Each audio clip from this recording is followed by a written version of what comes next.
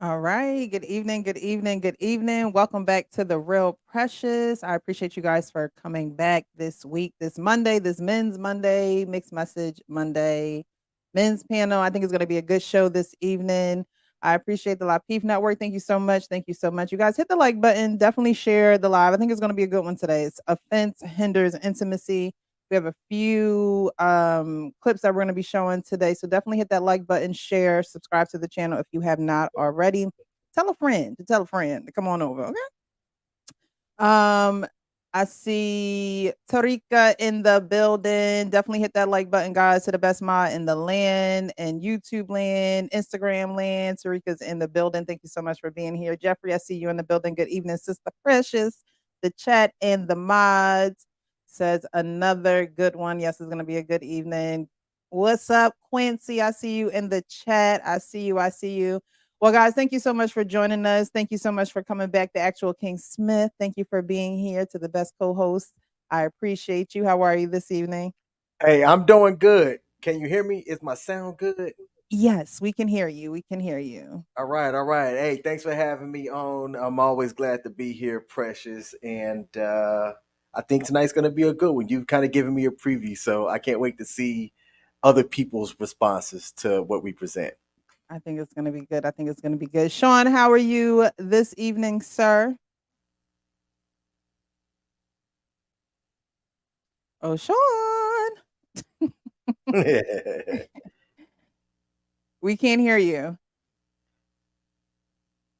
All right. Okay, so Sean's gonna maybe go out and come back in. Alrighty. And we have a little surprise for him when he does that. But until then, we're gonna get into this first clip. It is a very short clip. I wanted to play it this evening on the men's panel because I think it's a funny little clip here. And we're gonna get into the men's mental this evening for sure. But I wanted to play this clip first. It says how a man's brain functions, part 7. I don't know 1 through 6. I just saw part 7, okay?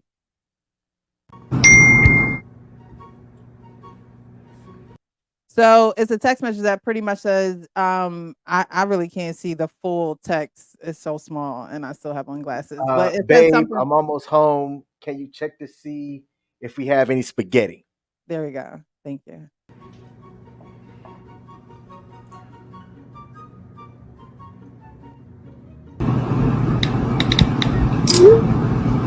He says, yes, babe, we do. He said, yes, babe, we do. Oh, come on, dog. Don't do it. So she Don't do it, asked, dog. can you put it on the stove?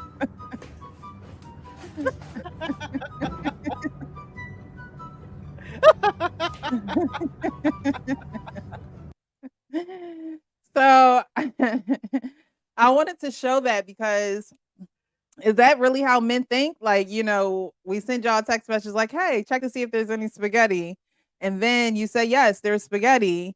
And then we say, okay, well, can you put it on the stove? And he literally puts the plastic container full of spaghetti raw on the stove.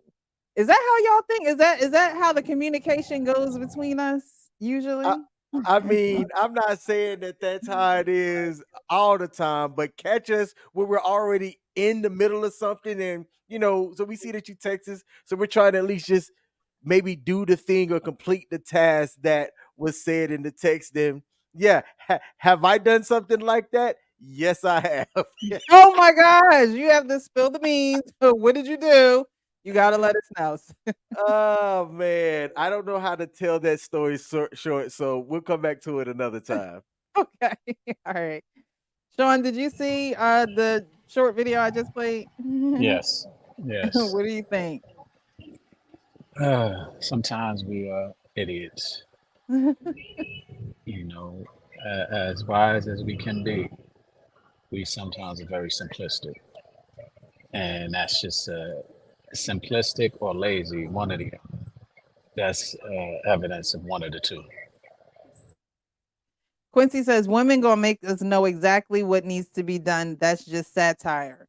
Not So do you not think that really, she man. do you think that she had to say, "Take it out, crack it in half, wait, first boil the water first, put some salt in there, crack the pasta in half, put it in there, and put it on the stove, and I'll be home if I" like, do women have to say all that? Is that or is that not just assumed?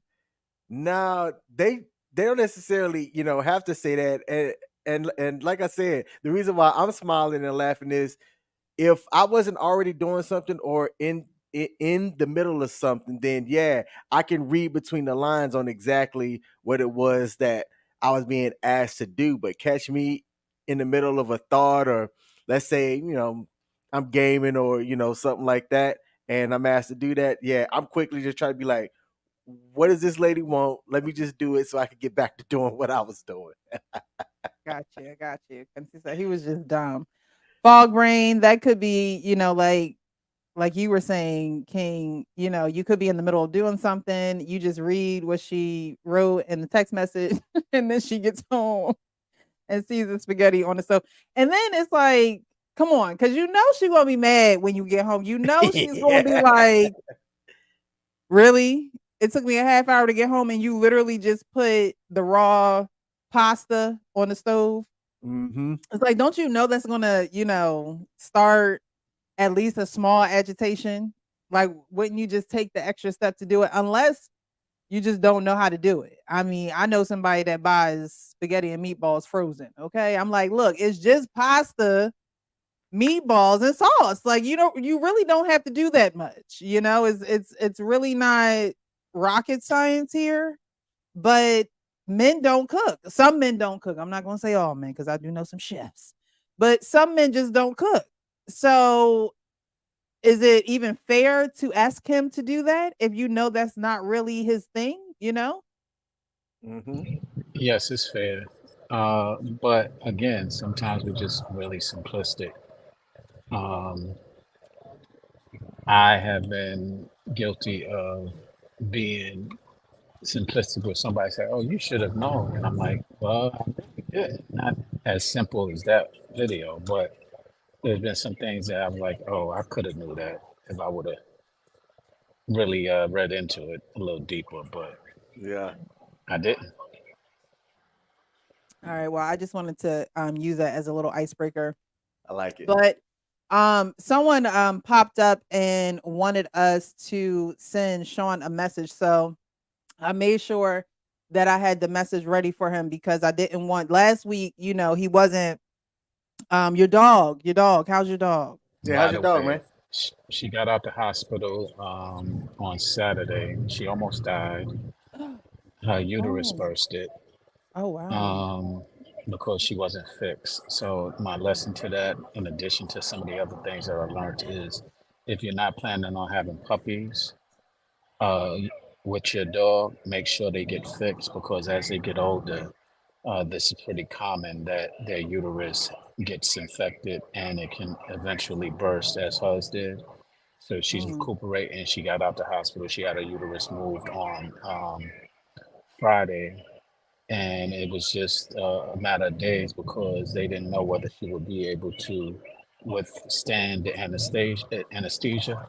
And it mm. was like, her prognosis was pretty grim, but she was able to pull through, and she's getting better now. I've just been attending to her. As a matter of fact, I'm on my way home to attend to her shortly. So, yeah, she's been doing well. All right. Well, I'm glad that she's doing better. But things like that, like you say, you're on your way to attend to her now. So now, you got to give her a little extra TLC, tender loving care. But like I was saying, we do have a message for you. Someone sent this over to me and they wanted me to make sure that you got this message, okay? Wow, this is gonna be funny.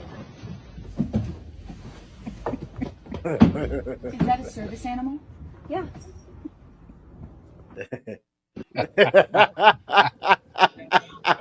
I like the No. words too. Yes.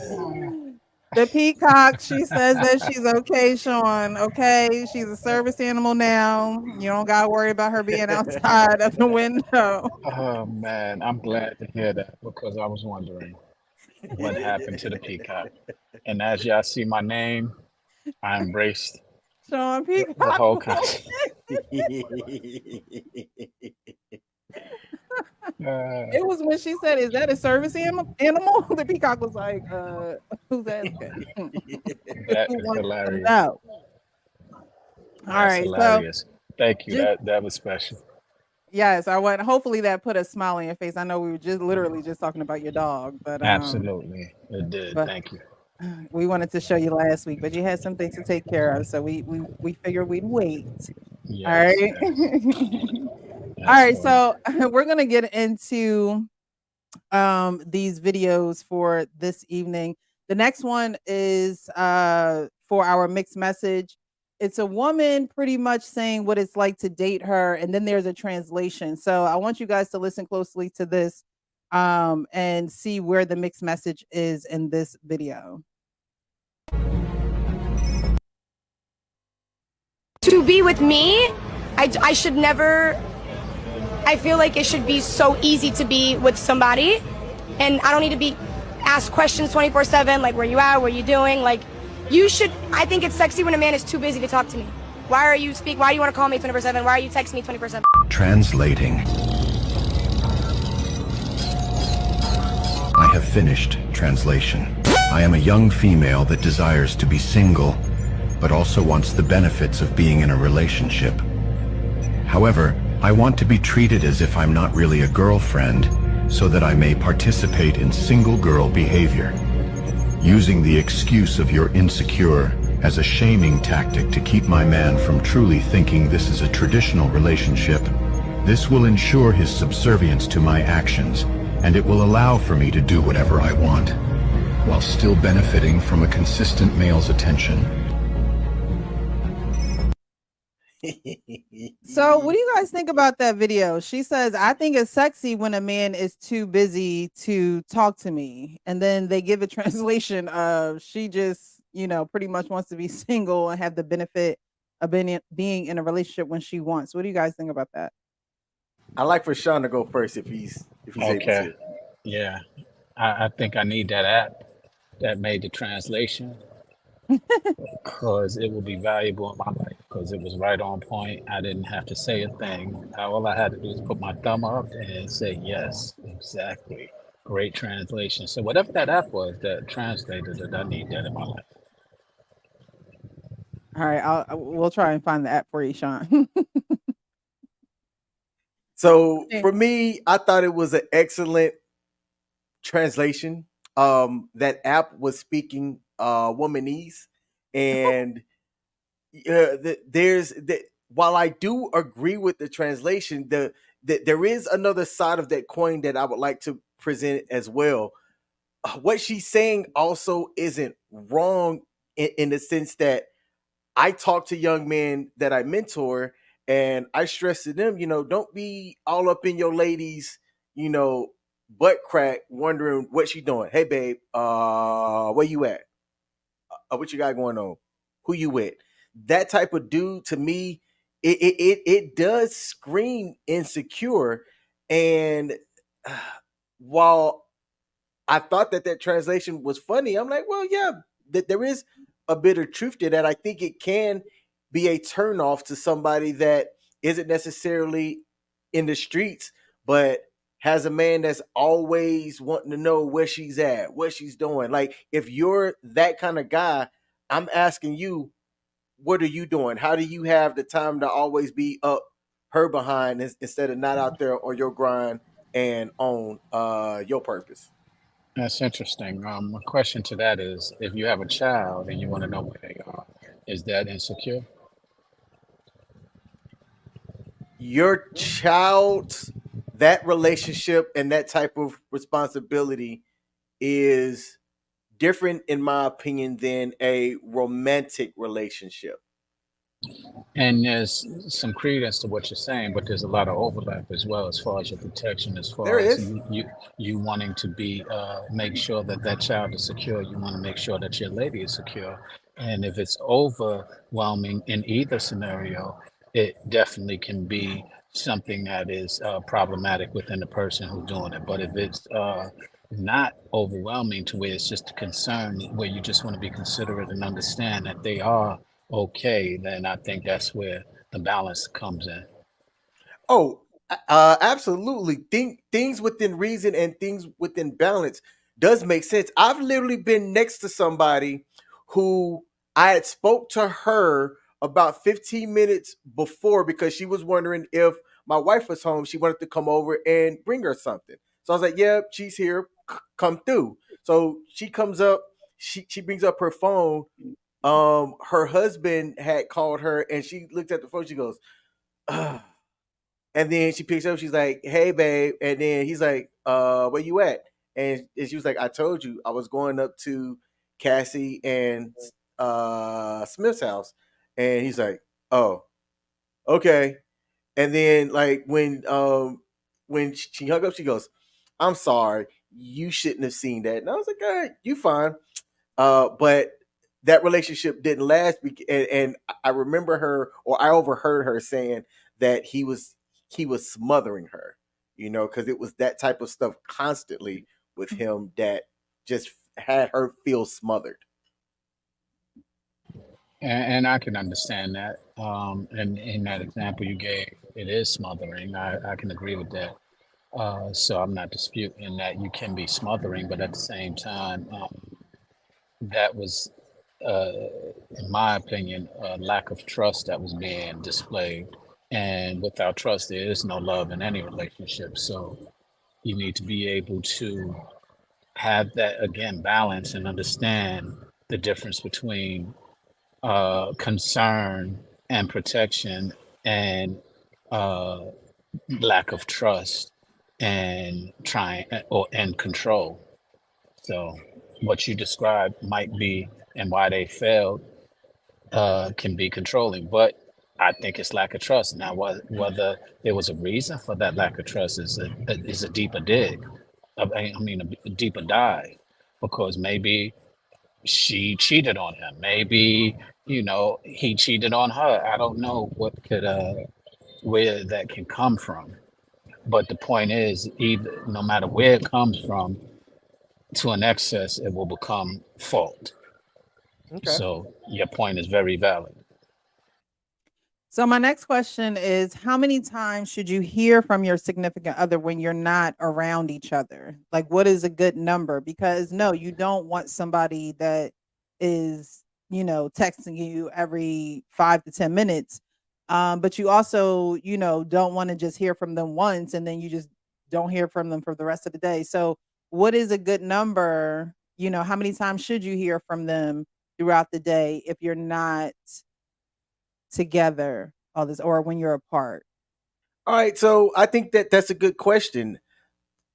That answer is one of those that it depends on your communication to your significant other. So I am dating somebody who and I expressed to her like, I don't, because her and I don't live together, right? Right.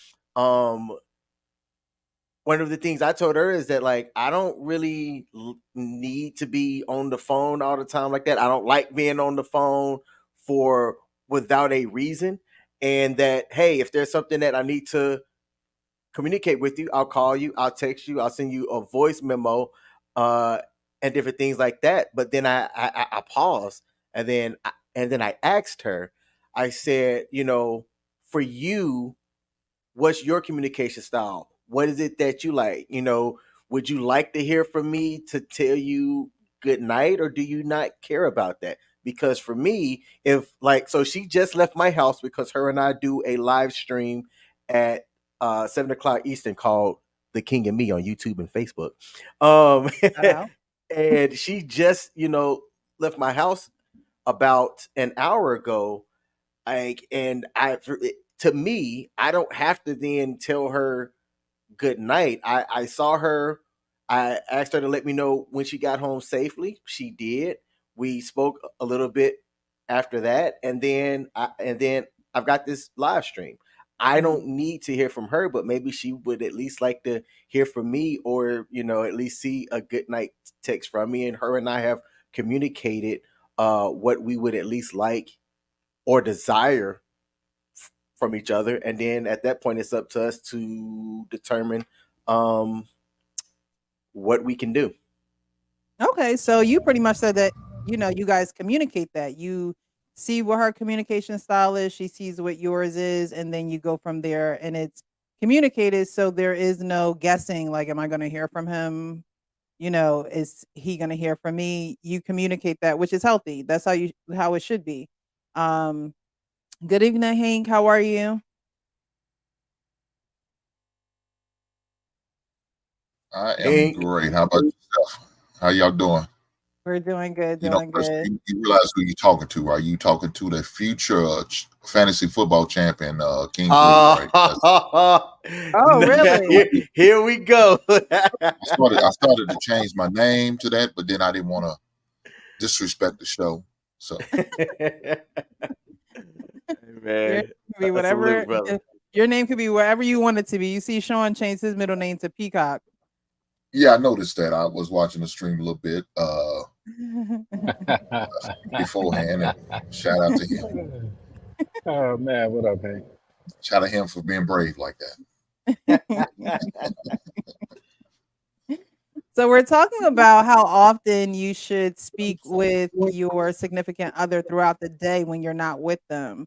I played a video. Did you see the video that I played? Yes, I caught that. I caught that. That was funny. Yes. So So, she was pretty much saying, "Hey, I think it's sexy when I don't hear from a man all day. I want him to be busy. I don't want him to text me. I'm okay if he doesn't." And the translation pretty much was saying that she wants to be single, but she wants the benefit of being in a relationship. So my question was, how many times should you hear from your significant other when you're not around each other? What do you think is a good number? I know Quincy in the chat has said 12. He want, on an hour, every hour. He want to FaceTime to make sure it's real. What do you think, Hank? Um, yeah, I don't talk a lot. I don't do a lot of texting anyway. That's really not my thing. As far as phone calls, I don't really take too many phone calls at work unless it's dire need. So I wouldn't do it there. Mhm. I don't know. I mean, like I said, if you get 4 hours of conversation out of a man in a week, you got a lot of conversation from him.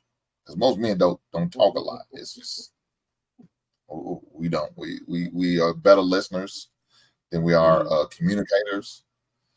The reason why we communicate because that's what our lady expects of us, and so we try to accommodate. Mhm. So I don't know, maybe twice a day. I think that's a good number for me. Mhm. My opinion. Twice a day. Okay. All righty. So, uh, as a woman, um, I think it would just have to depend on, you know, the man and the woman, like King was saying, how you guys communicate about your, excuse me, communication styles. Because I don't think that you should talk all day. I don't want to talk to anybody all day. I mean, I talk all day for work, honestly.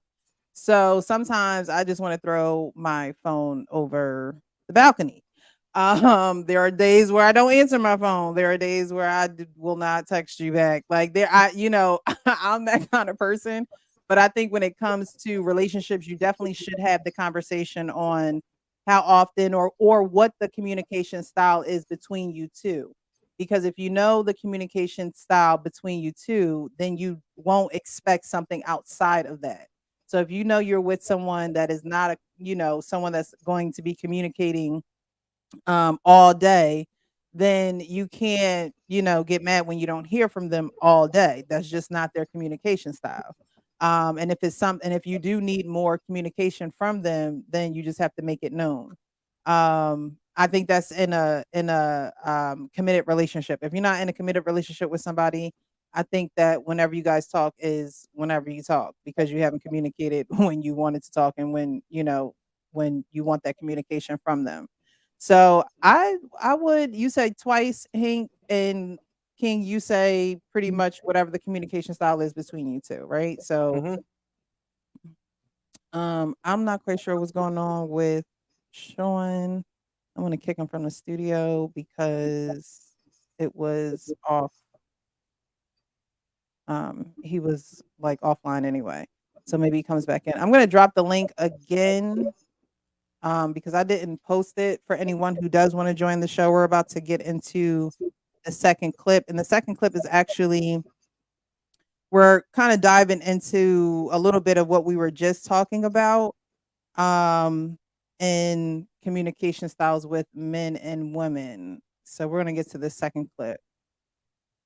Your partner feels the closest to you, not when you make love to her. It's not when she feels that might be when you feel the closest to her. That's not when she feels the closest to you. She feels the closest to you when, in the words of Marvin Gaye, she knows what's going on. When she knows what's going on with you emotionally, your feelings, your emotions. A healthy relationship is when both partners are fully known, All right. So I have two questions for you guys. When do you feel closest to your woman? Because he said, you know, guys may feel close to their women when they're having sex, but women are feel close to you guys when we know what's going on.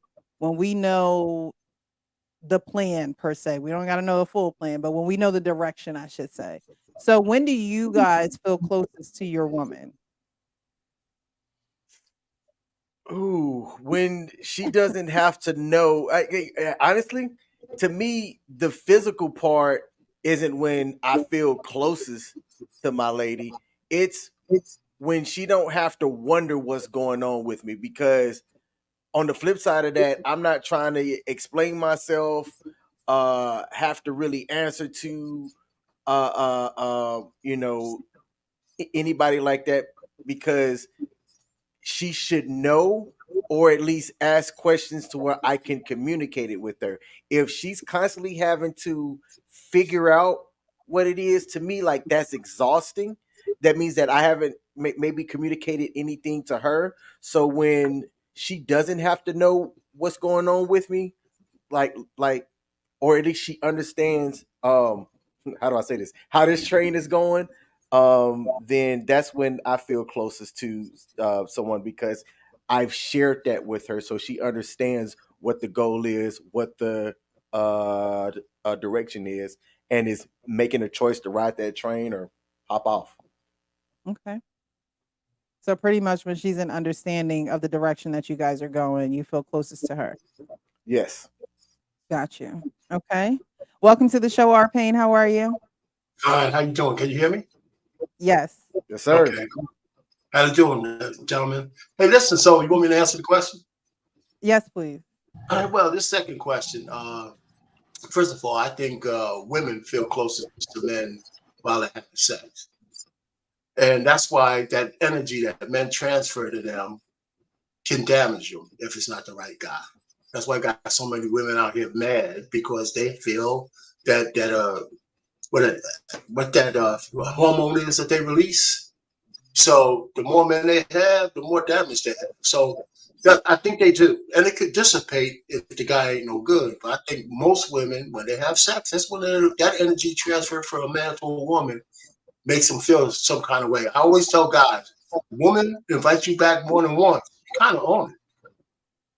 You kind of own it, you know. And so, and the men, we feel closer to our women where we could actually trust them to respect us, to be loyal to us, and to be exclusive with us when they build up that trust in you afterwards. Because post nut clarity is what a woman doesn't understand. She needs to get a man to. Because that's why some women want to wait 90 days, because they think the longer you wait for the guys they like, then he's going to build up something to like it. That's not how men operate. It could be the first night, could be the second night, could be 2 weeks. It's the post nut clarity, excuse the term, that when You're a fine. man really loves a woman and likes a woman, that's when he comes back, even after he has sex with her. He still wants to call. He still wants to give her flowers. He still wants to build a relationship. And I think that's what that means, So, I mean, I'm not saying every woman gets close to men like that, because these days women are bouncing from man to man. But, I'm an old head. So back in the day, if you had sex with a woman, that meant something to her big time. And it still does to a lot of women today. We just don't hear enough from them. So let me just land that right there. That's my opinion on that. Sean over there shaking his head. Don't run. Don't run. Don't be running.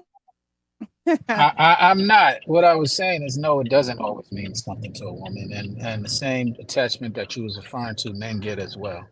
And to sit there and deny it is part of our problem. We're not always in tune with that. Okay.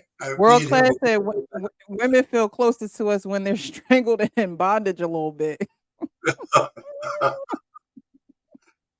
Aha, we see where their mind is. No, but in all seriousness, to answer the original question, how many times, that really is determined on the person.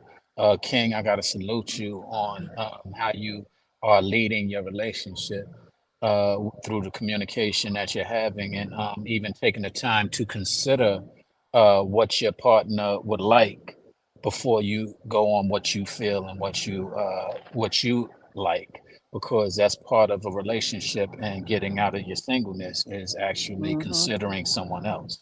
So salute to you on that. Yeah, I agree with you. Once you have that point of once you have her, you own her. I wouldn't say those words, but I understand that concept. Women don't like to hear those words. It's probably why I don't say it, but there's some truth to it. Okay. Yeah. Pink, when do you feel closest, or when do I mean, you can make it personal if you like, but when do men feel closest to women? Um, Jeez. Well, as far as me, besides sex, you know, I guess when I guess what our pain was saying was when I can trust and I can believe in her is when I feel the closest. When I can be vulnerable with her is another opportunity when I feel the closest with her. Mhm. And as long as I know she can hold water, she got a chance. But if she show me she can't hold no water in that cup, yeah, that screws it up. But yeah, I feel like when I'm able to be honest and vulnerable and truthful with her, yeah, that lets me know I'm probably at my closest with a woman. Okay. Now, is that the Wow. same as go ahead, Sean. No, I was saying I didn't hear that question. I was getting phone calls, but when are you closest to a woman? When do you feel closest to a woman? When a peacock arrives at your at your window after having sex. Is that a service animal? Yeah. That's Not the exactly when I peacock. feel closest. Yo, that peacock king, I was like, oh my God, I want to marry you. Yeah, that's it. I Well, think I he hear you, has. brother. I think he's making sense in the video when he says that women do feel closest when they know what's going on. Because we as women, our thoughts are all over the place. They're going a mile a minute. I think we do feel closest to you when, we can relax our thoughts, when we can relax our mind, and we don't necessarily have to worry about certain things. So I believe it's when, a man can be a great leader where, we're not really stressing about things. We're not worrying about them. We're not questioning things over and over and over again. I was going to ask you guys, when you feel closest to your woman, is that when you are known by your woman too? Is that the same thing? Being Can the I- close to be close to her. Mhm. let me take that up. See, I think a woman when she knows you, like you said, I agree with that. But that's after you show her that you ain't going nowhere, Mhm. right? So that's different than an actual sexual act. When you trust Right. her and you pour into your lady and she's serious about you, I think that's when they get close to you. They could trust you, they could talk to you and all that. So trust goes both ways. Mhm. So when this guy comes, the guy in the video says it's not when it's sex. I disagree with that. I think in the beginning, most women, I say most, a lot of women still get that connection when they have sex with a guy. And he either gonna affirm that sex or he's gonna treat her like he treats every other guy. And I disagree with Sean. Men get up and pull their pants up of women from women all the time. Men have sex with women they don't even like all the time. So I don't think men have that same kind of hormonal transfer, right? When they have sex. Some do, but not most guys. A woman has to, a man has to feel that that's his woman to actually get to trust her and all that stuff, and that takes over time. But I think women, they give you. First of all, they give most women. I think this is me. You're a woman, so you can tell me. I think when a woman has sex with you, and she's like a woman who's somewhat protective of her virtue, her just giving you sex is an affirmation that she likes you to begin with.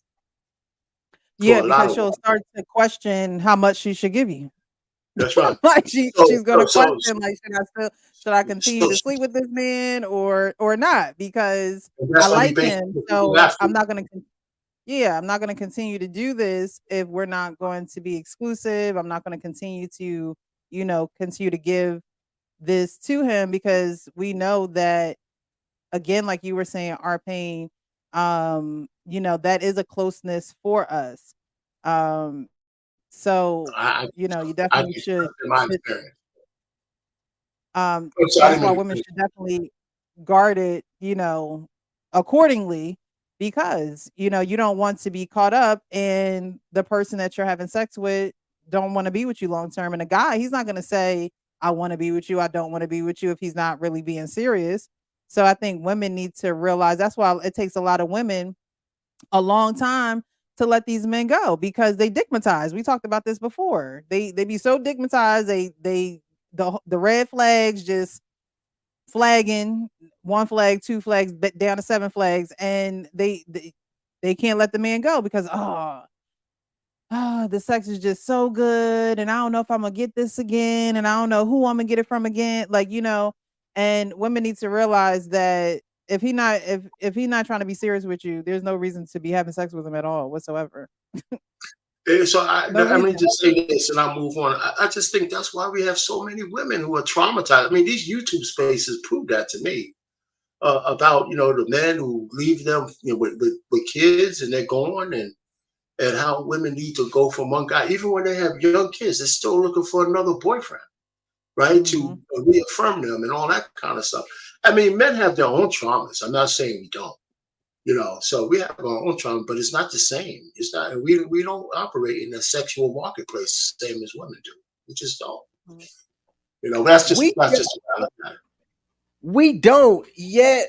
Our pain. I came out of my marriage. I was married from 2004 to like 2016, 2018. And when I came out of my marriage, man, the ball game for sex and meeting women, it had changed a lot. I found that, actually going out and having sex with somebody, it wasn't hard. That wasn't hard. But finding somebody that I could truly trust and be vulnerable with, that I felt like wasn't going to out to take something with some type of ulterior motive, that was the hard part. Well, it sounds like you agree with me there. Sounds like you agree with me. A little bit. All right. Okay. That's cool. That's cool. So you're saying that women, the way that they deal and handle their trauma usually is more sex related than men? I think so. I think I got my own theories about this. Listen, I tell men, saint or sinner, where our demand for sex is pretty much constant. If you look at the male half of the species for heterosexual men, whether you're a saint or a sinner, whether you want to get married or just want to smash. Our demand for sex from a woman is pretty much constant.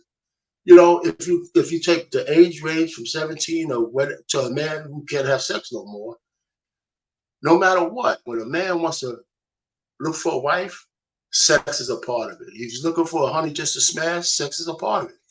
I think that women's promiscuity or lack thereof is what drives the sexual marketplace. That's why the women in the East are different than the women in the West. If I want to find a virtuous woman, I can go to the East and I have a better chance of finding one there than I would in the West, because women are unleashed in the West. And the sexual marketplace it's chaotic, to say the least now, right? That because of women. I mean, men are a constant. I mean, we all want sex, so so this is just my theory of how that works, and I think I'm not a demagogue, but I think I'm right on that, because women, see, we say in these spaces, and you heard this before, Precious, that women control access to sex. What does that really mean? Right? If we're not going to allow ourselves to say women control that part of things, so what does it really mean when we say that? Right? Because they do, because they own their wombs. Whether they want to take accountability or not, that's a different story. So that's how I look at it. So when I move, and I've been married for a long time, but I haven't been invisible from the marketplace. I worked for 38 years. I had to talk to women. I had to do all kinds of stuff. And so that's my theory. And I just look at men. I don't care what men, and men will have egos, right? So we think we control some of the marketplace. I don't care if you're a Casanova or not, unless a woman says yes, you ain't getting laid. Right. You're just not, so unless you want to commit a criminal act, right? So the point is, women control that, and they need to take agency and ownership of it, but men won't let them, because we always want to say that we're in control of everything, but something we don't control. We control our actions. Once we do it, and we take accountability, because the law says that if you have a baby, you pay him for 18 to 21 years under threat of jail. So we're held accountable by the law, even if it's not by a woman, if she puts you on child support. So we don't get away unscathed. And most men, they don't care. In the moment, only 10% of men know how to walk away and don't do something stupid, I think. And I think that's a high number. You can ask any man on the panel what was the hardest thing they did, some of it, before it's turning down trim. It's one of the hardest things any man has. If you think about it, when it's looking at you right there, your steam coming off it and stuff, it's hard to say no. It's hard to say no. So you got to be a discerning man. I'm ready. Yeah, said, you got to be a when that discerning hard man. ready is in your face. I'm telling you. I mean, and think back, all of you guys. It's one of the hardest things I ever had to do. From that standpoint. And I was young, and I learned that real young. So what the hell, man? I like talking about this stuff. So No. Hey, that's dope. I've always said, and it was something that I learned, that I think a guy that's not controlled by his Johnson is a guy that is worth his weight in gold. Like I can think about. I've known someone, may he rest in peace, who lost his life driving to go meet someone late at night when he had to turn around and be at practice the very next day. You talking an hour and a half because his lady wanted some, and pressured him to, get down and drive. And he was young and he made the decision to drive down there, spend some time with her, turn around and drive an hour and a half back to campus, and fell asleep at the wheel. behind the wheel and lost his life. Yeah, I mean, but just think about it though. I mean, men, but there are some men who could do it. But if you ask a person, all men, give me a percentage of men who are that discerning out of the whole diaspora of men. It's small. It's small. Yeah, it's not that much. And we y'all ain't turned down no coochie. y'all said, look, I'ma drive, I'ma fly, I'ma get there by boat, okay? You can Tribe catch come me down to now. pay, sometimes to do anything for it. But the history is littered with examples of men doing that. It's just littered. The president of the United States gave it up for something stupid, right? And just go through history. Yeah, Kobe Bryant. Mm. So men are, we want to be macho, but it's just not true, man. That's the one superpower. Men's superpower is not sex, it's marriage. Right. It's marriage. That's our one last superpower because a woman can't cross that threshold unless we ask her. Woo, woo, woo, woo. I've been sitting back listening. And Hey, man, I oh wanted man, to say that, but man, you go back and forth. So whenever you're ready, brother, go ahead and load it on me, man. You know what I'm uh, saying? well, Payne, I will say this. What you're saying, how many years you been married? 36 as of last week. 30. Happy Congratulations, first and anniversary. foremost. Yeah, happy anniversary. Thank you. 36 years ago, Right. a lot of women were different. I would say 20 years ago, a lot of women are different, but right now, women think like men. And so that's a lot of the reason why I say some of the things that I say, because I would love for them not to be that way, but they have been so desensitized that they are really very similar to young men at that, not men with Johnson discipline, but young men who you were describing to me, those who can't turn down. Because yeah, I've turned down more than I probably have had, quite frankly, but I was in a different reason for that. And to answer, and it's part of that second question that I didn't answer when I answered the peacock. But seriously, being able to trust enough to take off a condom is something that I think connects me more so than anything else. Because there was a time where I just couldn't take a condom off for, I mean, years sometimes in having sex with a person. And it had nothing to do with the fact that I couldn't trust them entirely, to everybody's point. Be able to honest and openly trust somebody is something that's difficult for me to do for all of the reasons and the games and the things that we've experienced as men and the climate of the nature of women nowadays. Nowadays, they are not where we used to. So when you find one, that's why we embrace them, because it's hard to find somebody who is not hurt, who is not tainted, who is not vengeful, resenting, uh, doing and moving from a standpoint of fear or hurt or pain. So I think that unfortunately men sometimes desensitize as well, and we are a reflection of sometimes it's conditioned because of how we were raised. Sometimes it is the hurt of that first girl who cheated on you, and you're like, oh goddamn, never again. And our pride will stick us in there chasing every piece of coochie that we can put our piece in and not have any attachment to them whatsoever. But when you are beyond that, is the reason why I said we connect in similar ways and we attach in similar ways. When you are healed or you're beyond that and you are looking for something significant, once you decide to enter that woman or once you decide to engage in with that woman, it was a premeditated decision other than you being caught out there at night, horny, and like you said, and it's hot. That's a whole different scenario.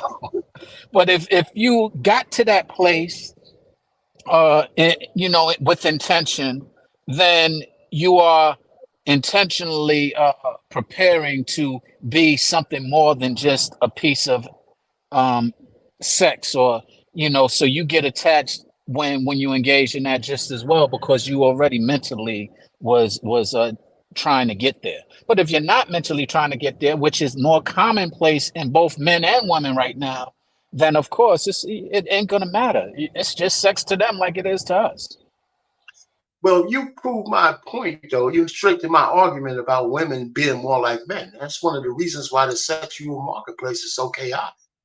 Because, and there's reasons for that, right? The pill, feminism, and people pounded into women's head that their sexual freedom is empowerment, right?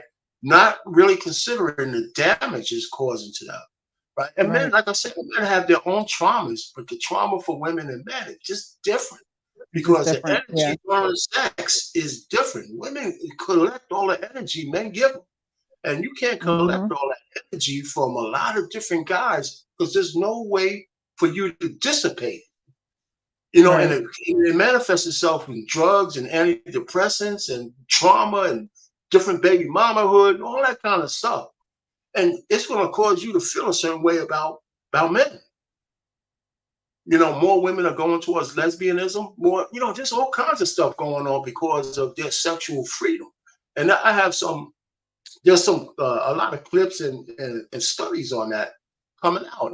Like I said, women, it's not a double standard either. It's a I different saw standard. I I saw a agree. video of a woman pretty much saying, it was her and a guy talking back and forth. I think that they're on a podcast together.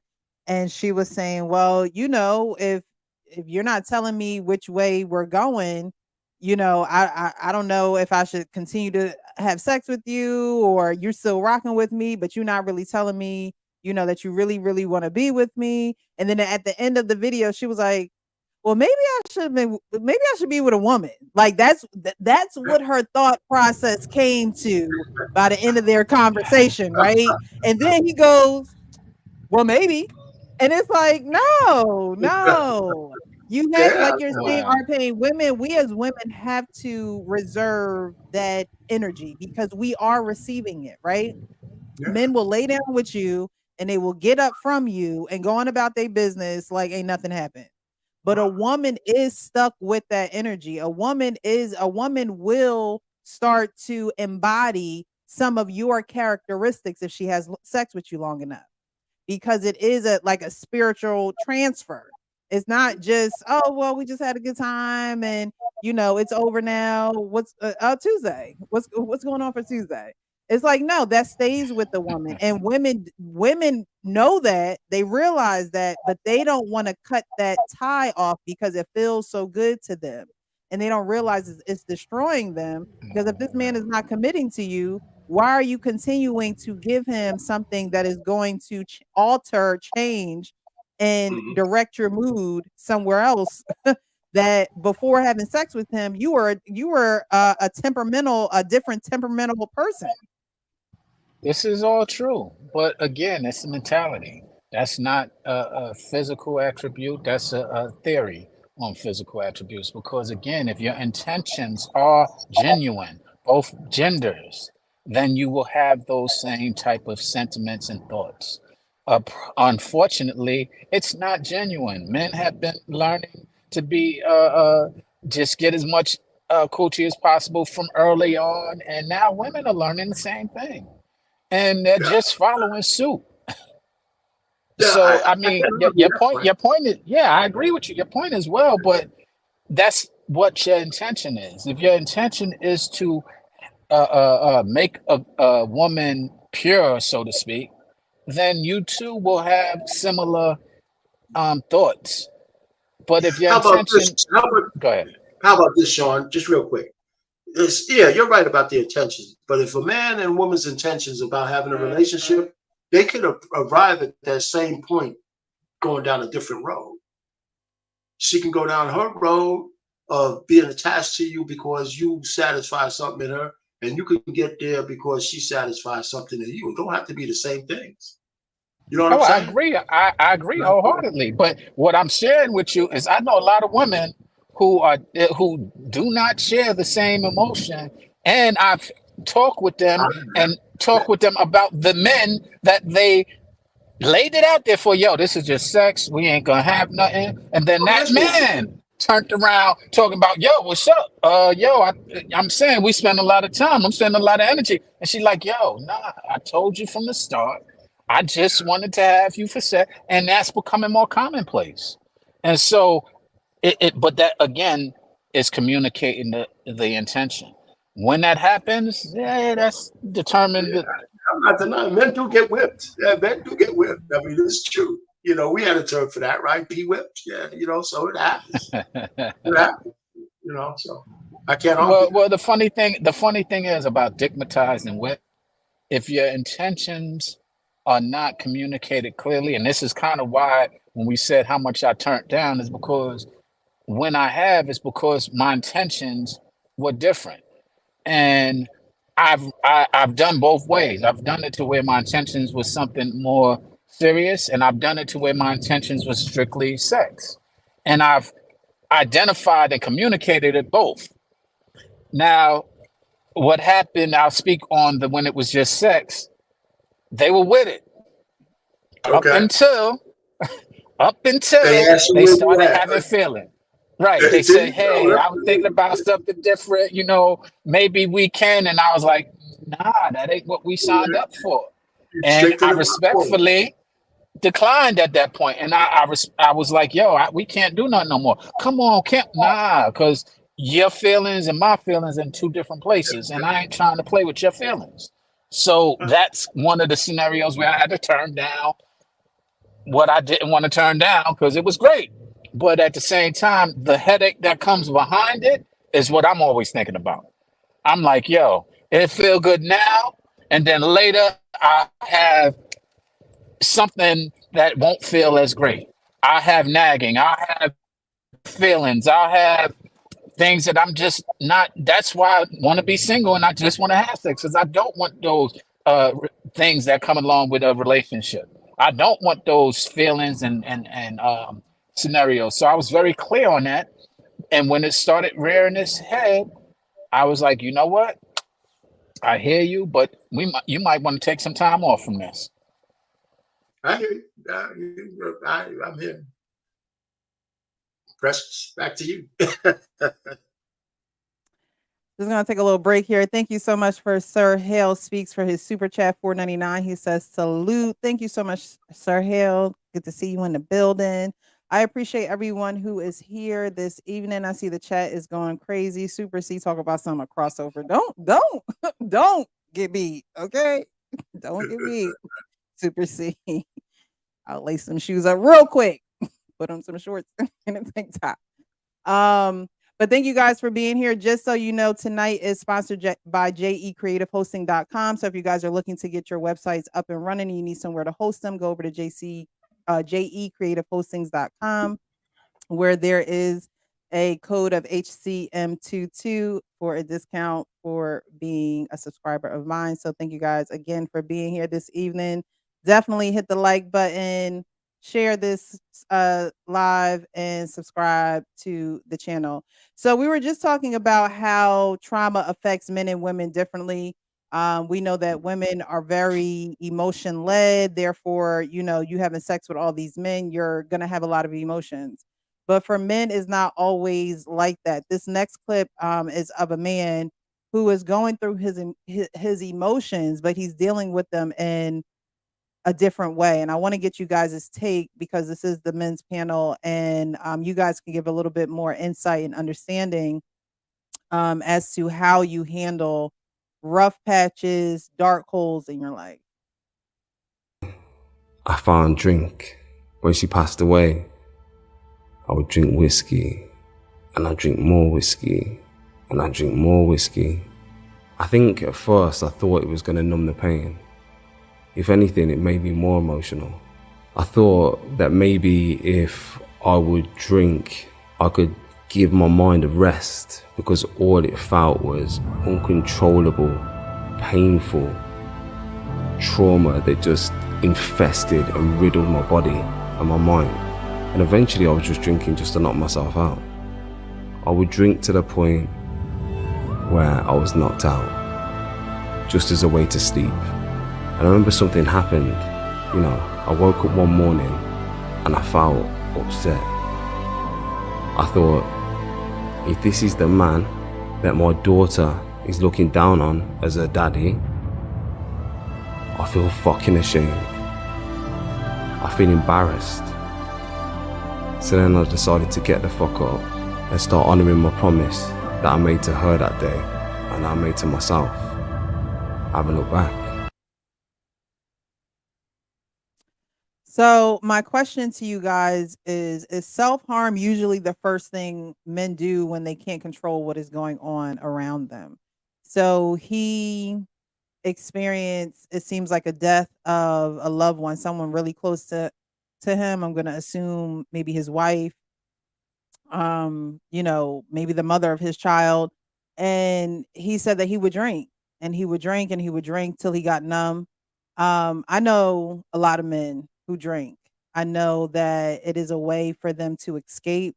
I know it's a way for them to try to, escape their issues. They have a lot going on, and drinking is one of the ways that they do that. But my question to you guys is that usually the first thing that men do when they can't control what is going on around them, especially because you guys pride yourself on being in control? I'll start. I think it's not a gender specific answer to that. I think a lot of people fall into that, and control it could be the root of it all. We are very controlling, but so are women. And if they're not, sometimes they want to be, and if we're not, sometimes we want to be. And do we self sabotage or try and numb pain or try and control it? Absolutely. And are there different remedies on doing that? Absolutely. Is alcohol one of them? If you have been drinking, perhaps that, yeah, all of those things can take place. But I don't think there's one thing that fits all. I think that it's really dependent on the mindset. Everything to me is the mind. Your mind controls your thoughts, your decisions, etc. And if your mind doesn't, then everything else will. And so when you are not in, have a strong mind to be able to facilitate some of that pain, no telling where you will go. It will sometimes be sex, it might be alcohol, it might be drugs, it might be um, isolation. There's a lot of different coping mechanisms that happen when your mind is being challenged, or something is being challenged emotionally or traumatically. So I really can't say that that is a man thing to run to alcohol, but it can be absolutely on either part. Yep, and I'm going to jump right in because what Sean said was very similar to my thoughts. I was having a discussion today on my earlier live stream, and the title was called Turning My L into a Win. And the mindset that I had after my divorce, I was a guy that was depressed. I was a guy that didn't quite understand what was going on in my life and how to turn things around. And I did some self sabotaging and things like that to try to mask what was going on and to try to get the feeling of being happy. But it wasn't until I changed my mindset and got stronger that I could see or understand the harm that that does. Now that's not the case. I don't deal with different traumas that way, but I'll sum it up by saying I think a weak-minded individual, and I almost hate saying that way because I know how it sounds, but I think that a weak-minded individual doesn't get through traumas healthy. They find ways to deal with it that are harmful. How did you stop self-sabotage? How did you get out of it? When I was at rock bottom, kind of what that guy said in that clip, I realized some things that I needed to do for my daughter as well as myself. But one of the catalysts was her. I was renting from this absolute batshit crazy lady, and I didn't have a choice because funds just wasn't right.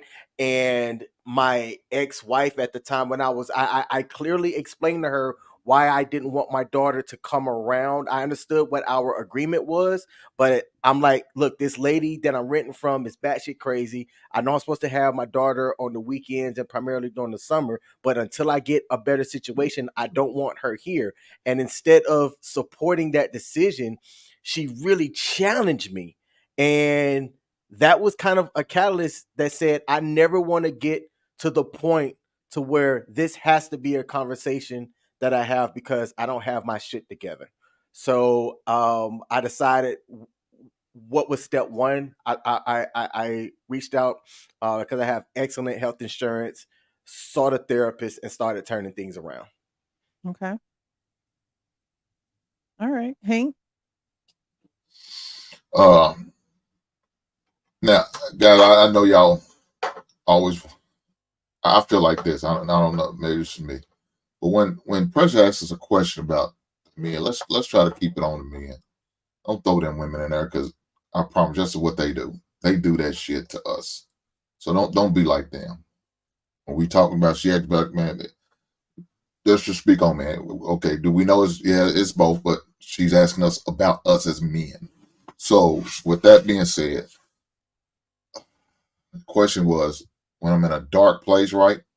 So the question that I asked was, is self-harm usually the first thing men do when they can't control what is going on around them? Self-harm. I mean, for Because some I mean, people, he said he would drink till he was numb, and drinking is a depressant, so it's gonna put you down. You're probably gonna be drunk for a little bit, and you can continuously do that. I mean, your liver gonna be messed up. yeah, I believe most men probably do stuff like that, and it may not just be drinking; it may be other drugs, Mhm. other vices they may partake in, maybe gambling, maybe a sex addiction. Um, I don't know, maybe even abuse.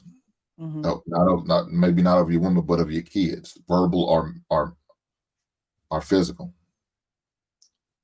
So yeah, I believe some dudes do that because they feel like they have no other way to horn them them feelings and emotions in the proper manner. Some people, the first thing they was not going to do is go to therapy. We know as black people that would not go to for years. You would never hear somebody talk about going to therapy. And if you was, what's wrong with you? Crazy? That would be the first thing. Mhm. What's wrong with you? Why you going to? You got to be crazy or off your rocker. It can't be just man because I need somebody to listen to, and I can't trust you motherfuckers with nothing. I say because I know you motherfuckers like to gossip. Some of you hard ankles, y'all gossip more than women. So I can't trust you to tell you. I can't trust you to have the conversation because you won't hold. Now there's some dudes that they can, but with certain things you just don't know. I take the motto of I wouldn't share anything that I haven't already dealt with. Mm. I'm not gonna share anything with you on the screen that I have not already addressed or dealt with. If I haven't, I'm not gonna share it with you because I don't have that level of trust with in any particular person. So I wouldn't share that. But once I already addressed it, I dealt with it, I handled it, I talked about it, I got off my chest and I worked my way through it. I have no problem with sharing it. But if it's still in the works, I won't talk about it.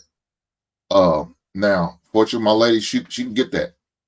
She can get all that fire, all that heat, all of what I got to say because I trust and believe in her that she will do that for me. Not everybody has that type person, right? So what are they to do? Well, man, if it was me, I would encourage you to sit back and reflect and think, do I need to go see a therapist? Do I need to get some type of counseling? And therapists don't have to be a professional. Sometimes it could be somebody who you can trust, right? It can be somebody you can rely on, a couple guys you can rely on, and they're going to hold you to the fire. They're going to hold you accountable. They're going to be there for your corner. They're going to keep your secret to them. If you got that circle, if you don't, I encourage you to go get on somebody's couch or get in somebody's Zoom meet. I say it all the time when I in my show, man. Black man, protect yourself at all times, whether it's your mental or your physical. Doesn't matter. You got to do what you have to do. So, unfortunately, we do act like this. We do care a lot like this, where we hit that bottle hard and we don't. Then now we got a different problem. So like King said, he going through divorce. You dealing with that now. You got an alcohol problem. Mm. Now you're alcoholic. Now you need to get in AA meetings. On top of dealing with the divorce, on top of dealing with maybe visitation issues, child support issues, or issues with your job because they don't want to work with you because you got your child during the summertime, like King was saying, during the summertime, so they don't want to be flexible with your schedule. You got all those things, and you're gonna put maybe drugs on top of it, alcoholism on top of it, abuse, whether it's verbal or mental. You know what I'm saying? Now you're scaring your kids because they don't want to be around you because you're in a dark place. So now you have nobody to rely on, nobody you could turn to, nobody you could pour into. And most of the time our kids is our last crying resort.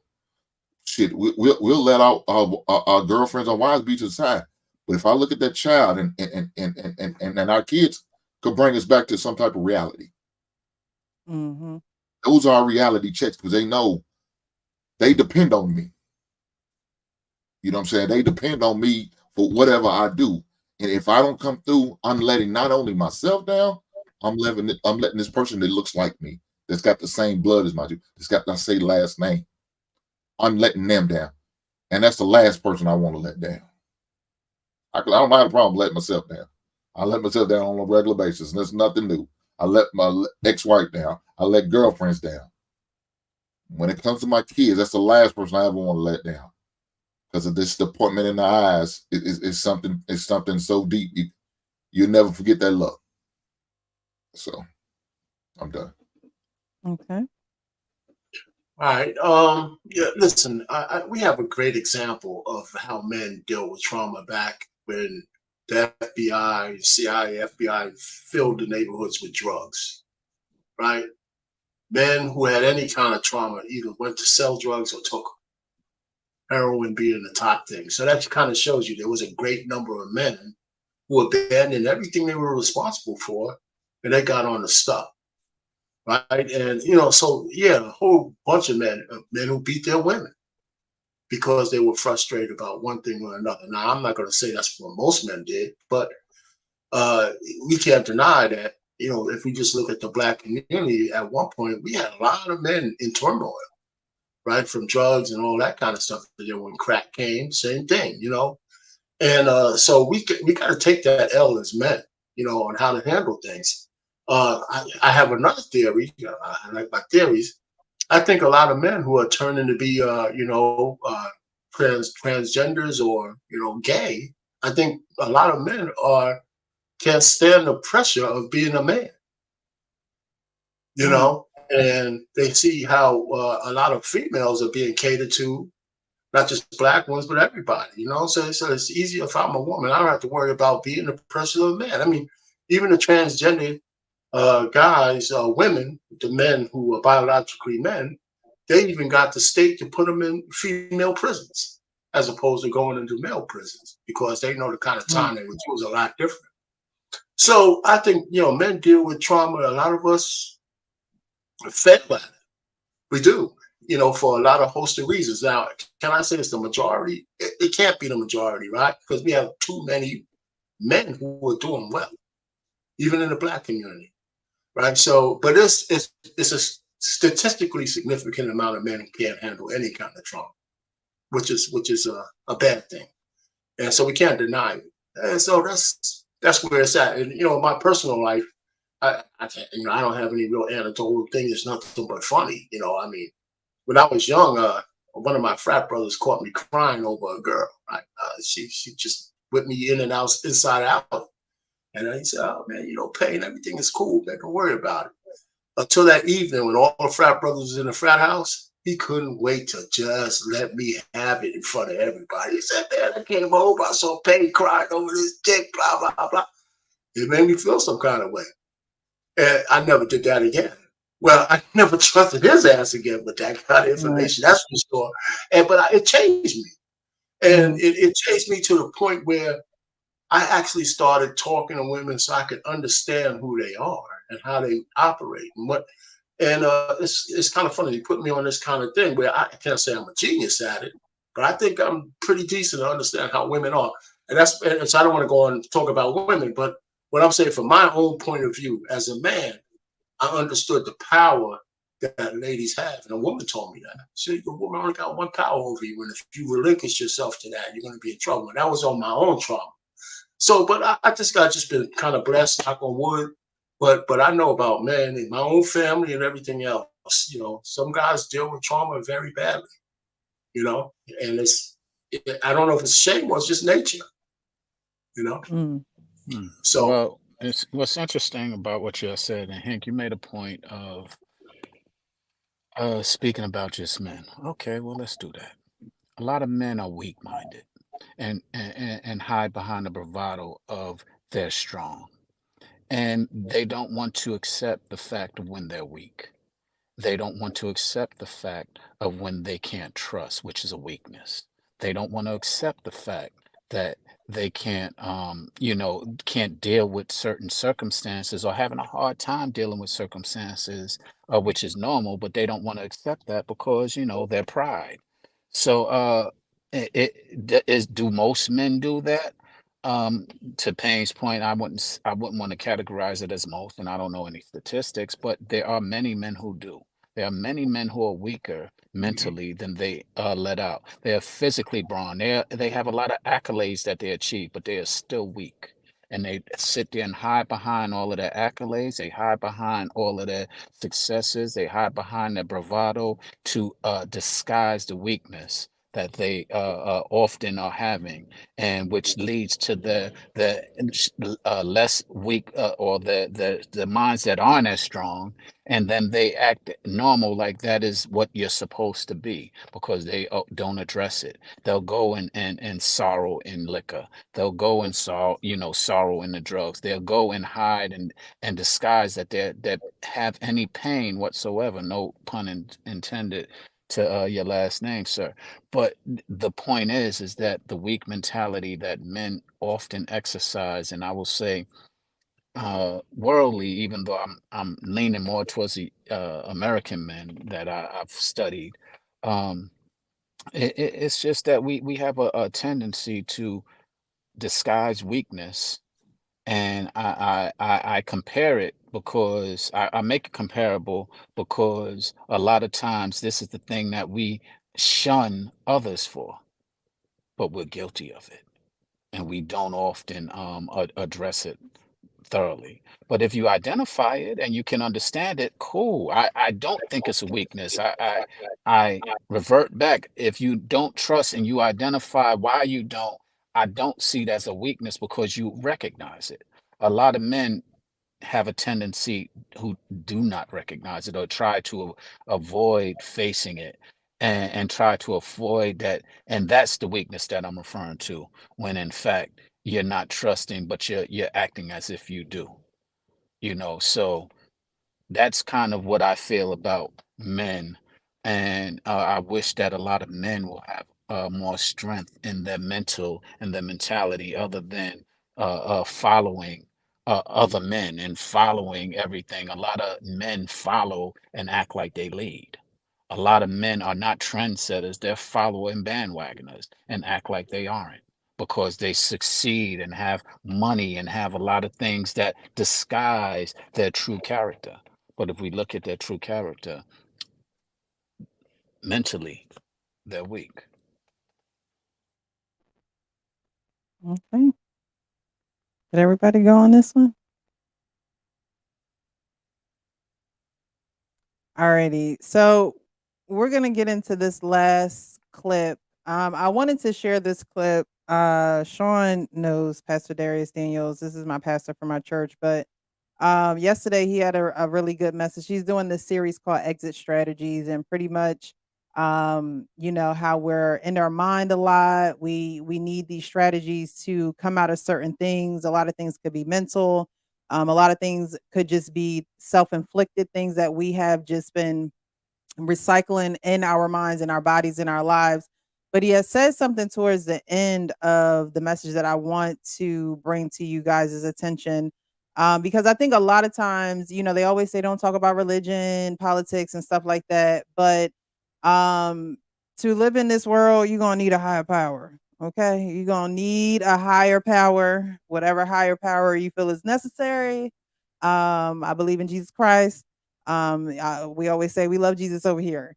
But he had the last part of his sermon was a really good point that he made about being offended. And a lot of times I don't think that we are real when it comes to our offenses. And when I say I don't think that we're real, a lot of times we be mad at God, but we're not honest about that.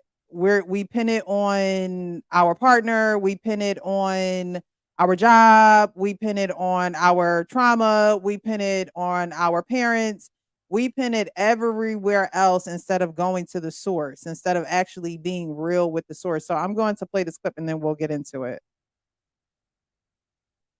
So, Lord, I've had a silent offense because I've been focused on the wrong thing. Offense hinders intimacy. You're limited in how close you can be to someone you're offended by. And until that offense is dealt with, you and God can only go so deep. And you need to be introduced to a God who can handle it. He says, if you'll put the real you on the altar, I'll consume it. If you stop hiding it because you think I'm intimidated by it, I can help you with it. But I can't heal it if you keep hiding it. And he's going to give you the grace to be real. So he talked about offense hindering intimacy. And I think Sean talked about it a little bit in the last topic, how, you don't see it as a weakness. You don't see something as a man's weakness if he's actually being honest about it. And I wanted to talk about this with the men, particularly because they always say, there's not a lot of men in church, men don't go to church and, stuff like that. But I don't think that a lot of men realize how God sends people into your life. And it's like, are you utilizing those people? But before you utilize those people, are you being honest about the offenses that you blame God for? So my question to you guys, and before you answer it, I'm going to answer it. A lot of you may or may not know that I was adopted and went through foster care. I lived in 4 homes before I was adopted. So my offense with God was, why? Why I had to go through this? Why did I have to be separated from my biological parents, live in these homes, then I get adopted, now I'm with these people that I don't know. I have to start a relationship with them from the age of 8, and I knew a life before this. That was my biggest offense with God, and I had to be real with him. I had to be real with myself on where my anger came from and where my communication, my lack of communication came from, because I wasn't always this person who spoke about issues, who was open to talk to other people about their issues.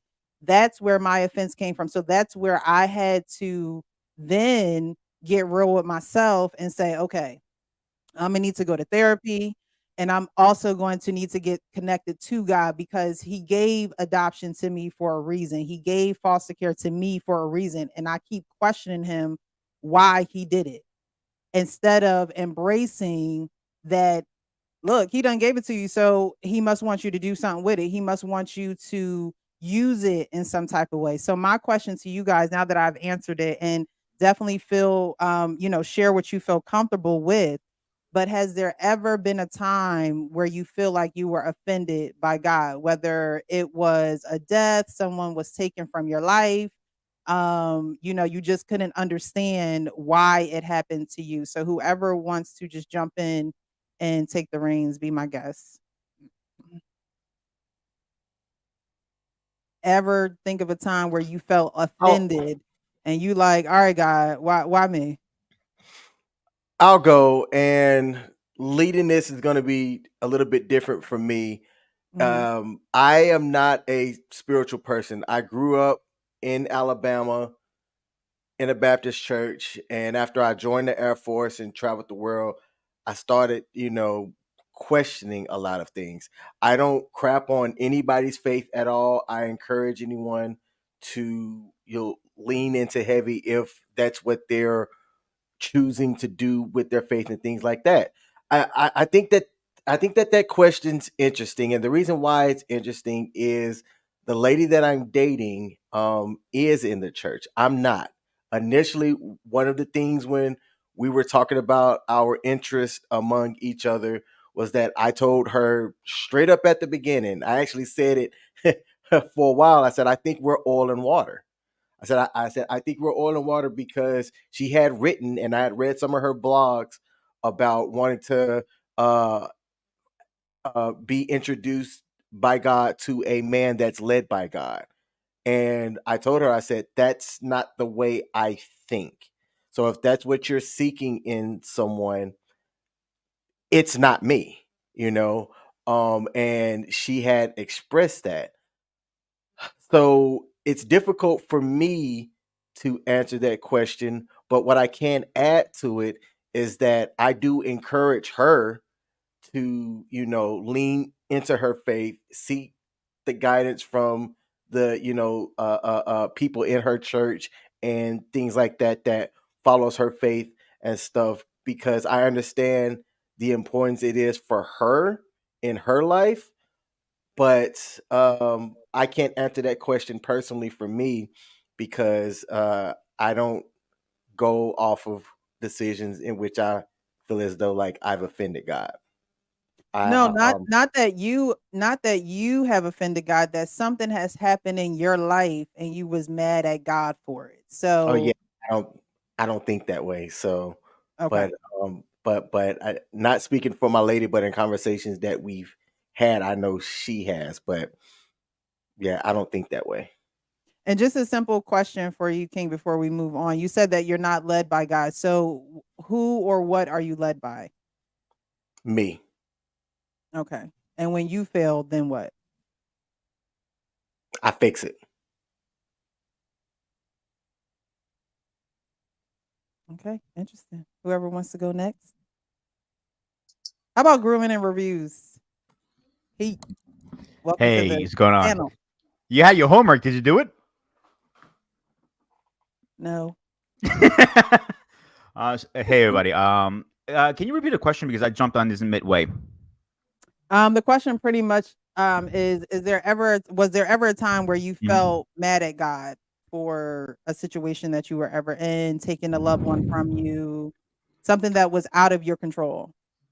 Not mad, but I felt he was punishing me at one time. It was more than one time. I would say. I would say maybe 2, 3 times in my life. Um, Not getting too deep in this subject, but I was in a situation once that I got burned by a female really bad. Um, to the point like cops had to get involved, and I got the worst part of it. I felt I was getting punished, like I did something wrong. The second time was when I drifted away from the church, and now I'm back into it. But when I was drifting away, I felt he was punishing me because I couldn't go to church, and I didn't really want to go. I felt like he hated me at one point. But I realized now that I'm older, wiser, and greater, that he doesn't punish anybody. He doesn't hate anybody. He's gonna wait for you to come to him when you're ready. That's facts. Alrighty. Who wants to go next? Sean, Pink, or As Ping? far as me, I can't think of a thing that I guess I blame God on. I mean, nothing in particular. I mean, because whatever was going wrong, I knew it was something more that I did than anybody else. So Mhm. I can't think of a time. As far as a death, anything like that, no. I guess because my father's a preacher, Mhm. so I'm a preacher's kid. So I understood what is need to be understood about certain things, why certain things happen, because it was explained to me. So no, I don't. I'm sorry. Let's go. Let me Hank, go out. I learn more and more about you, Hank, and I respect you even more as you share, and that's another tier of respect that I have for you. And So you're gonna go, or you want me because you to being the go? man that you are. No, you don't go. I'm just was giving props to Hank as he shared that he was. Right And on. this, okay. I never really felt mad at God for anything. I was born a Catholic. That's one thing about Catholics. You're born into the Catholicism. And I went through Catholic school all the way up to 12. I converted to Baptist because my wife is a Baptist, right? But I'm never really a good church goer. I think I'm more spiritual than I am religious because religious stuff is all man-made, as far as I'm concerned. But one of the things is that when I look at God, I says, I understand laying your burdens down at the altar, but I never really got mad at God for anything except that I appreciate the lessons, all the crap He got me through. That's one thing, and all the lessons I've learned from the mistakes that happened. I also give thanks for me learning a lesson where I could come back from. So and see, my wife is religious, right? And she wants me to really get more into the church. I said, I really don't have to go to church for that. I mean, I got my own Bible, I read it, and if I need some understanding, I can talk to people. But I often joke with her. I said, listen, we're gonna write a book, The Heathen and the Thumper, right? And we always get a, yeah, I'm the heathen, you're the thumper. We could write a book and talk about it, but we connect at a strange level, even though she would like me to be more church going. So I have to make a guest star appearance. And I says, well, you know what? Here's how you can tell your man is still attached with God. I said, lightning bolts don't come down. When I touch the doorknob to the church, lightning bolts don't come down and strike me. So I'm still invited in. So as long as you don't have to worry about it. But she would like me to be more involved. But it's just not me. I had a conversation with my pastor. He says, how come you don't come to church, especially during football season? And I said, man, I work on, I want to see football. I had a sports bar I was going to. He said, well, what would Jesus do? I said, Jesus would change the time of service. So I said, that's what Jesus would do. He would change the time so you could get more men in there. But, that was my running joke with him. But, so I haven't really to say any trauma or anything like that I would blame God for. But I give thanks for the good, the bad, and the fact that I can keep moving forward. I think that's how I look at it. Mm-hmm. Hey, Payne, I'm curious, man. You said that you converted to Baptist because your wife's a Baptist. Yes, exactly. Why not the other way around? Because just out of curiosity. No, well, because her whole family was because I started going to the Baptist church. And it's there's more soul in the Baptist church anyway.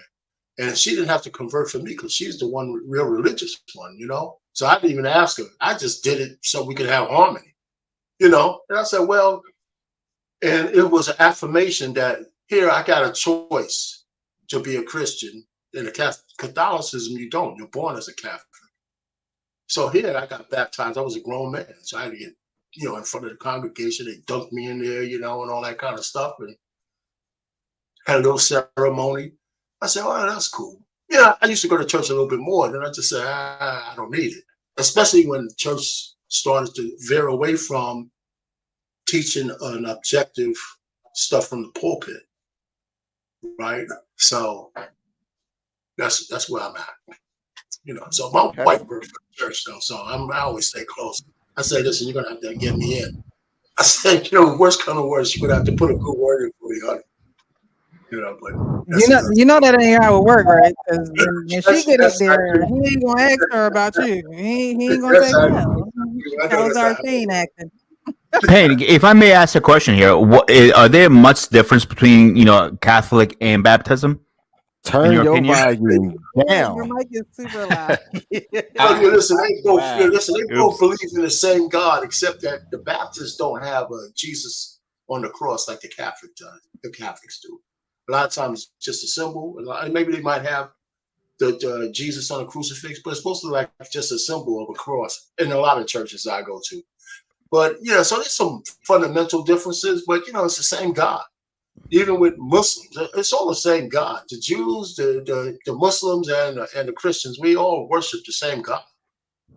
And everybody tries to make distinctions, but I don't. So that's a whole nother story. Thanks for clarifying. I hope the mic's a little better now. Yes. Well, it's funny that you asked that, and the first answer was turn your mic down, because immediately I thought that was the answer between Catholic and Baptist. One is a lot louder. Peacock. I have a present for you. I bought you a present just for you, my man.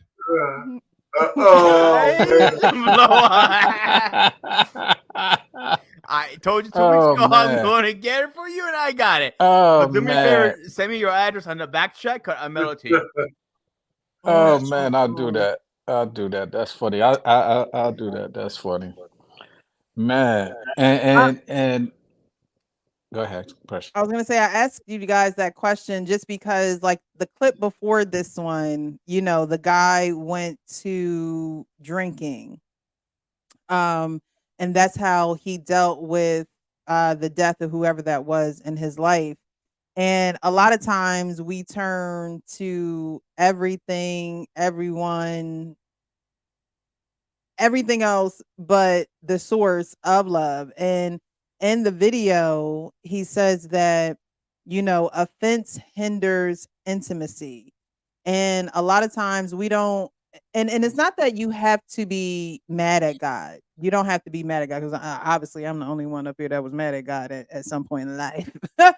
You don't have to be mad at God, but what he does want you to do is put that question out there, like, where are you? Have you guys ever been in a place where it's just like, all right, God, where you at? Like, I feel like you done left me out here by myself. And I know this is not a topic that guys like to talk about or get into in depth, but I do want those who are watching and those who are on the panel to really think about that, because there are, like I said, in this day and time, we need a higher source. And if you're not taking care of things between you and God, there's no way you're going to be able to fully take care of them between you and another human being. God does send people to give you messages. He sends people to, pretty much give you a little nudge, or be that encouragement, or be that coach, or someone who is alongside of you, helping you. The word says two are better than one. When one falls down, you want that other person there to help you get up. And I think a lot of times, like King said, I said, well, what do you do when you fail? And then you like, I fix it. Well, our human strength isn't always going to be enough. So I hope that Michelle say some prayers over you. I hope that Hey, because she we can't make this life alone in our own human strength. We naturally get tired. We naturally fail. We naturally do that. And when we lean on our own self and we lean on our own understanding, we can actually get lost. We can Hey, actually go down paths that we shouldn't be going down. she tells me all the time that she prays for me, and I'm not offended by that. I encourage her, and I tell her I'm thankful that she's doing it. Hmm. Now, Oh King, yeah. let me ask you a question. It's not something I do, but when she tells me that, I'm like, thank you. Hmm. King, let me ask you a question. Would you be against going to church with her, or have you gone to church with her? I told her to never expect me to show up in church. So you're not even have at least try. See, maybe. No. Damn, you even let me finish the question. I mean, we've already talked about this. There is no scenario that you could give me where my answer is going to be, I'll show up. I told her no. Not But even it's kind of to funny though, King, because it's because I don't like to go to church either. I mean, I go under circumstance, weddings, funerals, maybe some of the big holidays. But I don't think I need to be there for my belief in God. I really don't. I, when the church needed new computers, I bought the computers for them and stuff like that. I'm just one of those it's kind of weird because you don't go, I don't go, but it's for different reasons. And my wife would like me to go, but she doesn't nag me over it because that's just one of the things she's willing to live with. Because I think I'm spiritual enough that she feels it. Matter of fact, I think I tell her often I'm more spiritual than she is, and you're the religious one. So we go back and forth. We talk about it.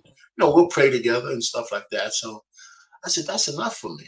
And one of the things about humans, and I don't know how I can't say for you, but most humans believe in some kind of higher power. They just do. It's like it's a natural thing for us. That's why we could be exploited by so many charlatans, right? I'm not saying religious are charlatans, but I think we have this innate thing. And even if you don't believe in God, sometimes that's a belief in itself.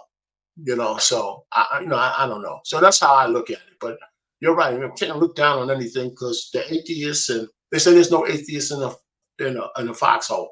That's what they say. But I don't know. I've never been in one. So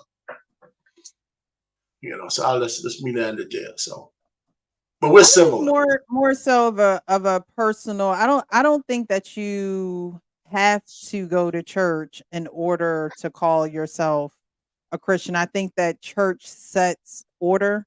I think it sets, like a practice of just going, just like work. Work sets order. You go in, you clock Yeah. in, you have your daily routine, your morning routine, you have lunch, then you have your lunch routine, and you leave. I think it's one of those things. I don't think that I think that those people who are in the church should be the church outside of the church. So just because you go to the church, there's people that go to the church and you don't even know that they believe God. I mean, believe in God. You don't know that they have a certain relationship with God because they don't express it out of their mouths. And I think that you will be able to see someone by the fruit that they bear, by the way that they are with other people. So I don't think that you necessarily have to, like, I don't go to a church building, and Sean, you already know, like, he's in Atlanta. So, I watch it online, and I get my church that way. But it's not only just watching church too, it's a personal relationship. And I think that it doesn't have to be something that we all know about. I don't have to know about your personal relationship with God, but I do want to know that you guys are being covered, and I'm going to continue to pray for you. I'm going to continue to say prayers so that you guys are covered. But I think that men feel like they have to do it alone, and they have to be in control of everything. And if that was the case, King, you would have known about Michelle. She wouldn't have come out of like left field to you. And I think that sometimes we don't give God the credit that is due him. Or on the other end of that spectrum, we don't say, "All right, God, I'm mad with you." And it's okay to say, "God, I'm mad with you." It's okay to say, "God, I got some grievances with you. I got some things it's some things we need to talk out. It's some things we need to work out." And I think people don't do that because it's like, all right, well, he not sitting across from me. He's not, we're not having a conversation per se. However, it is that simple. It is that simple for you to talk to God and nobody be there. And nobody, you don't have to have a face looking back at you, but it is that simple. And just saying, I have some issues and I need you to hear me out. I don't talk to God like thou art. No, I don't thee, thou, I don't do all that. I be like, God, I'm mad at you. We got a problem. I'm mad. I want to know why. And when I ask those questions, then I go and read, then I go and seek a message, or then I go and seek confirmation on what I'm mad about. Should I be mad about this? Maybe I shouldn't be mad about this. Maybe I'm in my feelings. Maybe I'm overreacting about something. So I think sometimes we take a relationship with God, or we talk about church and things like that. We do these things so literally, and we don't see and because some people don't go to church, you don't know what the order of things are. Some people don't know how to pray. Some people think that, prayer is supposed to be this, time where you're just pinned up, being your best, looking your best, smelling your best, talking to God. And it's like, no, God knows your heart. He know when you not your best self. He knows when you're going through things. But it's like Pete said, he wants to be invited in. And that's the thing that I don't think that a lot of men do. I don't think a lot of men invite God in because they feel like they got it all under control. They feel like they got it, that their word is the last word. And it's crazy to me because I've known a lot of men who have gotten in motorcycle accidents, car accidents, things like that, and they still won't give God the, I'll say, the glory that he's due. Because why are you still here today? How are you still driving a car? You got 3, 4 DUIs. You didn't been in so many head-on collisions. Like, how are you still here today? But they do not want to give the credit where it's due. They think that they're still alive today because of them. They've been in comas for days. Okay, out of here.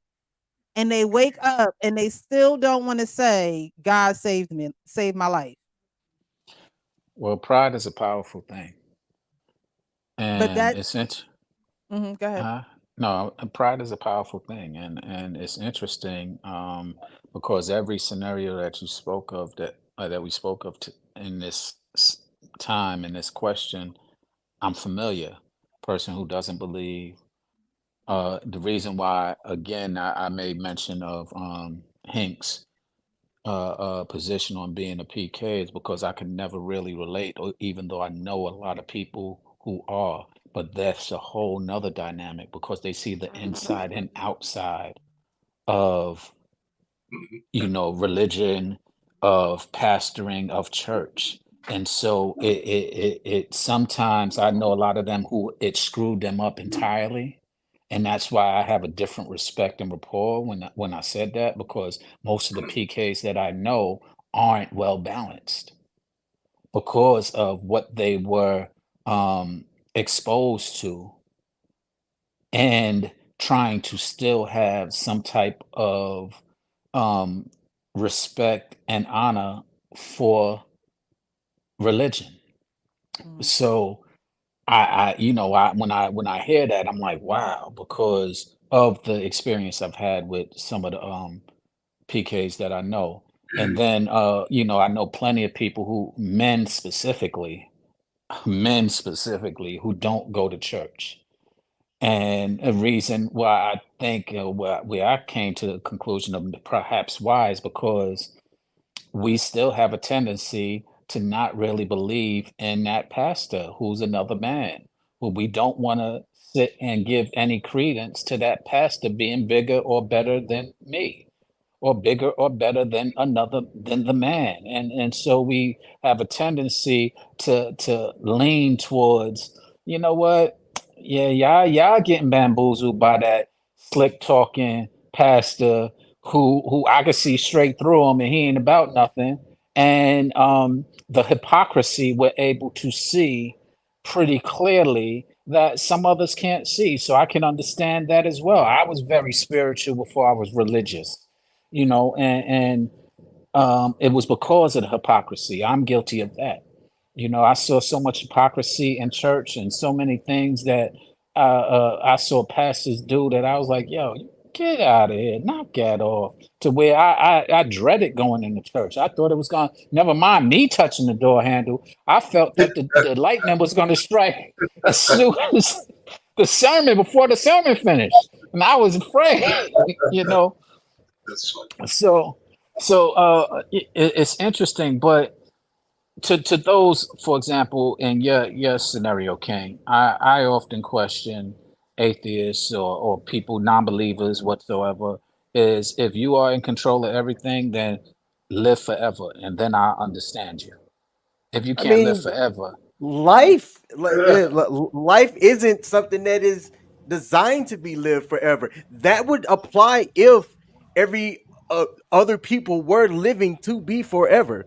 But being that people are born and they die, your circumstance is different than your circumstance is the same as mine, which is also the same as somebody who is a believer. Okay. So I Okay. don't see Well. a difference in that. Okay. Well, then here's the difference. Live as long as you want.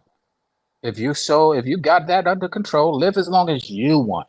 That Say doesn't. I want to put a date on it, and I want to live to 100, and or I want to live to whatever the age, and live as long as you want, without any. And I mean, there's a lot of circumstances that I can question or that I challenge. Not only live as you want, do as you want. Don't follow no rules and no laws. Do as you want. There's several people who do it. You do it. The laws in the U.S. aren't the same as the laws in Canada, which is the same is different than laws that Cool. are in Muslim. I don't understand your point, Sean.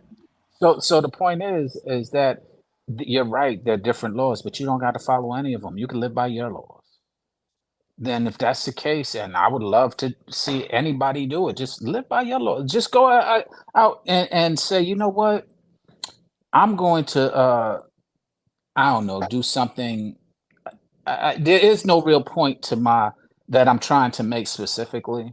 The point is that I personally have learned otherwise because there's certain things that were designed that if I just lent to my own belief and my own thoughts and my own abilities, it wouldn't have happened the way that it did.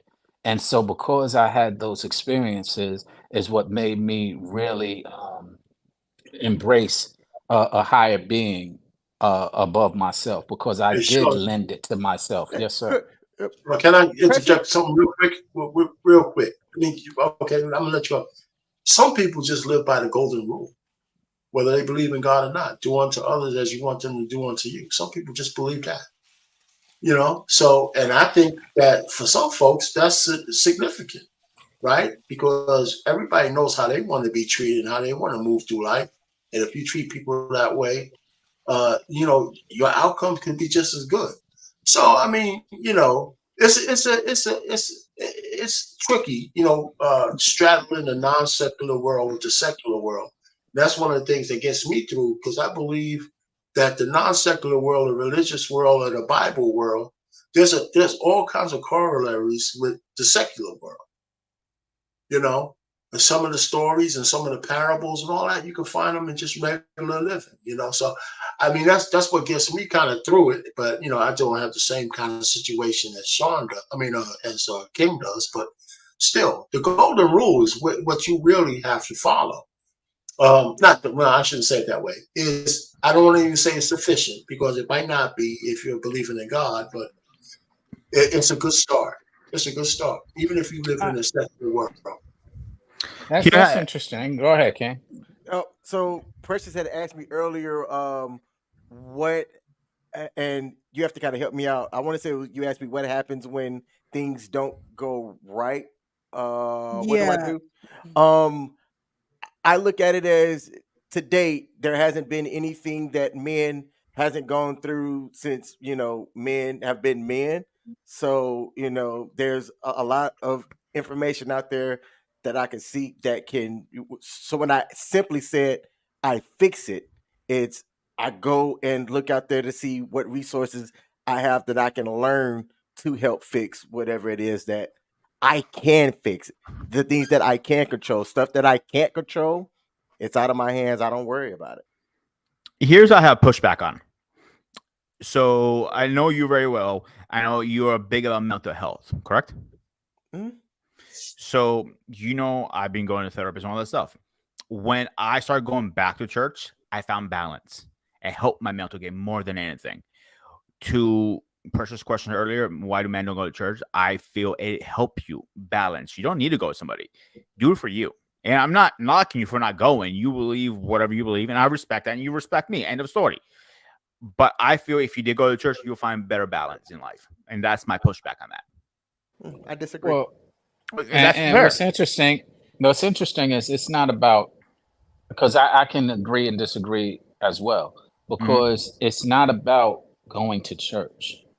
It's about connecting a spirit to your spirit. And I if you agree don't with that. feel that you have a spirit, then that's something that can't be argued. And there's a lot of people who don't feel that way, and I can understand that. But I guess what I look for in people is spirit. I don't look at their accolades. I don't look at, their accomplishment. I don't look at anything. I try and find the spirit and connect with that. And sometimes it's easy, sometimes it's difficult. So to your point, I don't always in a church find good spirits. And let me rehash that. I look for good spirits because I find a lot of different spirits. I look for good spirits, especially in the industry that I was in. When I found a good spirit, I connected and bonded to it because there was a lot of shallow spirits that was in this entertainment industry that I was dealing with. And so, therefore, when I do find good spirits, I connect with them.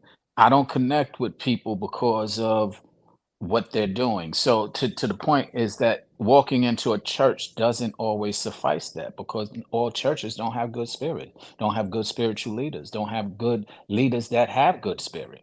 So that's why I was able to connect to Daniel. That's why the pastor who got me, who I was saved by, A.R. Bernard, he was able to connect because when I went in there, he said, I don't want you to come here because you're a drug addict, meaning that you was drug in the church by your woman or by your bad circumstance or by as a child by your parents. I want you to be in here because it's something you were moved or you were connected to through spirit. And that's what helped me embrace religion at that time. Because, like I said, I was very spiritual, but non religious because of the hypocrisy of religion. So, to your point, as far as going to church gives you balance, it only gives you balance if, in fact, uh, there something moves you other than that person per se. I've been in too many churches where I didn't get moved at all. As a matter of fact, I got moved out because I was like, yo, let me get out of here. But I think it's you know, finding a church is like finding a therapist. You're not going to, you're not going to necessarily like the first one that you join. You do have to, like Sean was saying, find somewhere where you do connect, where they are teaching a solid good word from the Bible. But what I will say is a lot of people are going to church and they're worrying about everybody else but themselves. And I think that's very natural though when you're going to church. I think it takes someone who is literally focused, and he talked about that in that video. You're focusing on the wrong thing. Um when you're focused on you and your relationship with God, you don't care who's in there. You don't care what they're doing. You don't care what they saying. You don't care who they talking about because you're not going there for them. I remember the church when I grew up in. Getting older, my parents told us a lot of things that the people in that church were doing that were not of God. And we just was like, dang, Deacon so and so, like so and so, and dang, for real, like for real, that's what's going on. Now we don't go to that church no more, not because of those reasons. But you have to find your way. And just like you find a therapist, just like you find a barber, just like you find a podiatrist, a dermatologist, all those people that are out here in the world to help you, is the same way people do with churches. Nobody's going to be perfect anywhere you go. That's a good point, and that's why I emphasize when Hank said the word trust earlier. It's very critical in a lot of different circumstances. Trust in relationships, trust in religion, because trust in your therapist. You have to have a foundation of trust to be able to have any of them be effective. Mhm. So I can understand those who don't have it because that trust level is something that usually it grows within you, or you're able to identify it, whether it's because of a bad circumstance that help you trust it, because you had experiences. In my case, I had experiences that were testimonials that, man, if I sat here and laid it out, it could be nothing but the Lord, because like I said, with all of my intelligence, brawn, and ability, I tried to do it my way, and if it would have been done my way, the outcome that I actually received wouldn't have been nearly close to that. The miracle, I was like, wow, I see you, Lord, if nothing else. And I can give literally my dog just now, last weekend, when I had my dog who uterus bursted, I literally prayed on it, right? And all of the places that I went to, the first place I went to denied her. Second place I went to was too expensive for me. Third place I went to took her in, but only were closing. They were emergency, so they closed in the morning, so they couldn't keep her. They said to go to come back and take her to a veterinarian. I said, okay, where's the veterinarian? They said there's one down the street. It's called Affordable Animal Care. You can go there. So we get there to get her, and I say call over there. They call over there. They say, oh, they only take appointments, and they don't have an appointment till tomorrow. Couldn't do that. They said, I said, so what do you suggest? I'm in a foreign area because now I'm way out. And they said, well, go across the street. They'll take you. Trust me, they'll take you. I went across the street, right? And they was like, I don't know why the doctor told you that. We go by appointments, but we'll take her only, but it'll take 3 hours before we could see her because we have appointments ahead of you. But if you go to call this place, they might be able to take you. I call that place. They're like, oh, bring her in. I go in and walk into that place and they're like, oh, they're immediately attentive. Then I said, man, the Lord led me here. And they said, oh, you're giving me chills right now. I said, nah, it's the truth.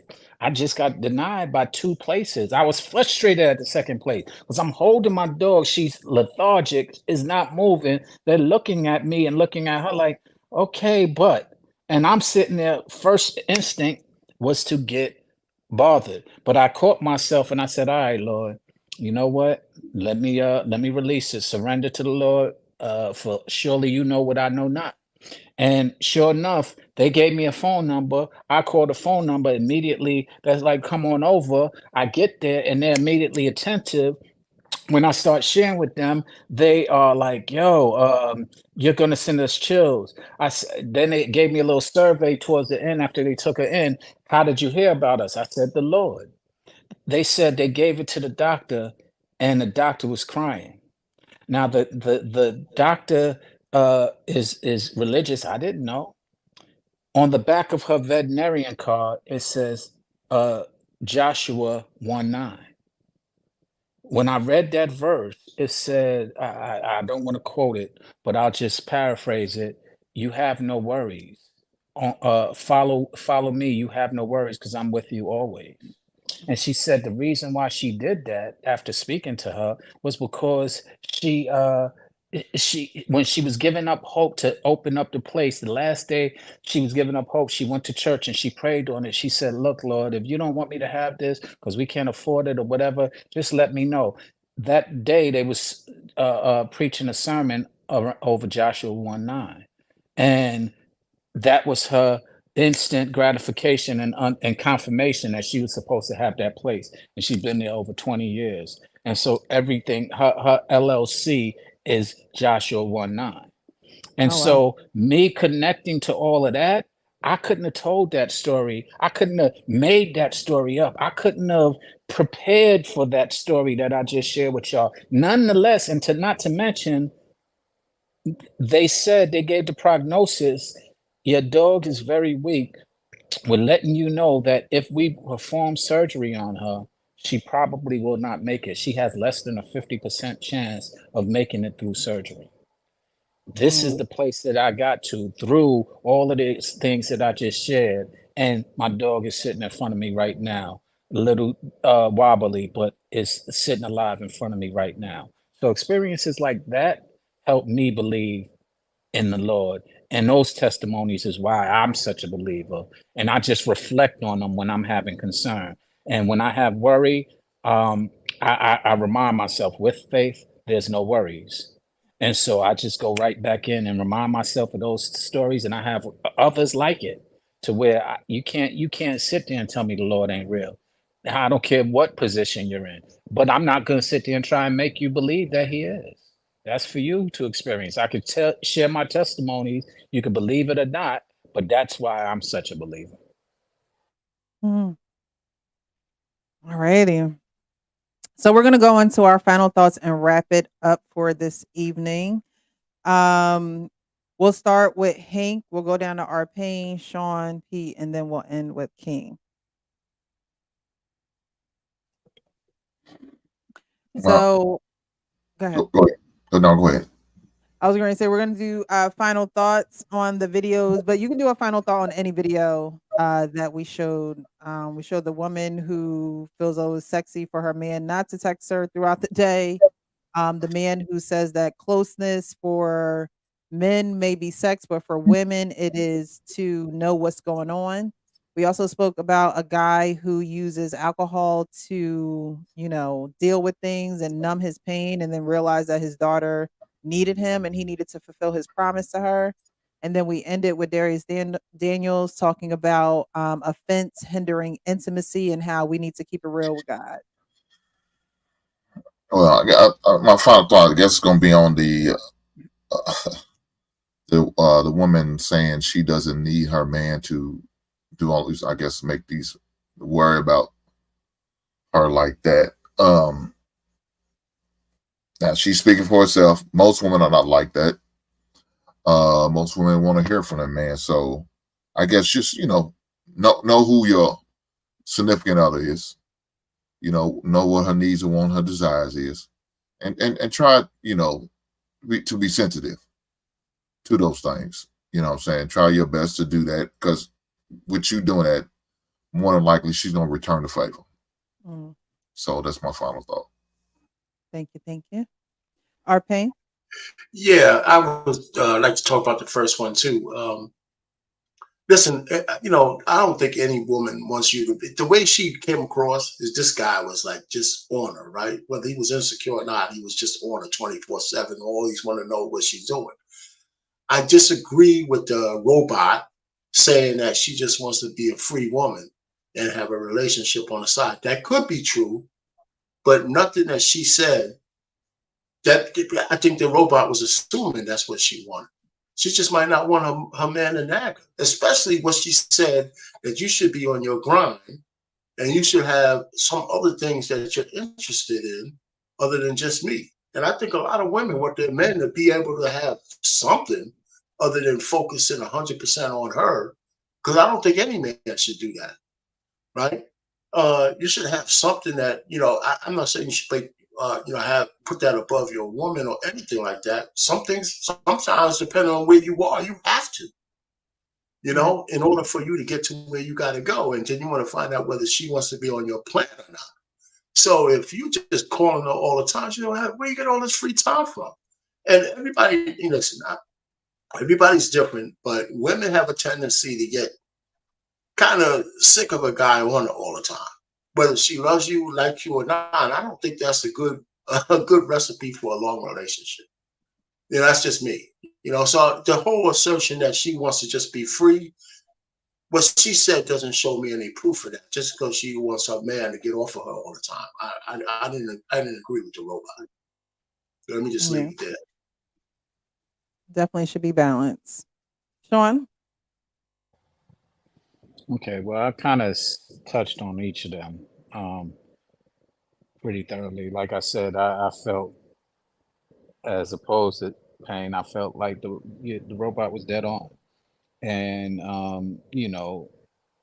of course, anything done in excess is what we discussed. I don't agree with, and that becomes fault, and I understand that.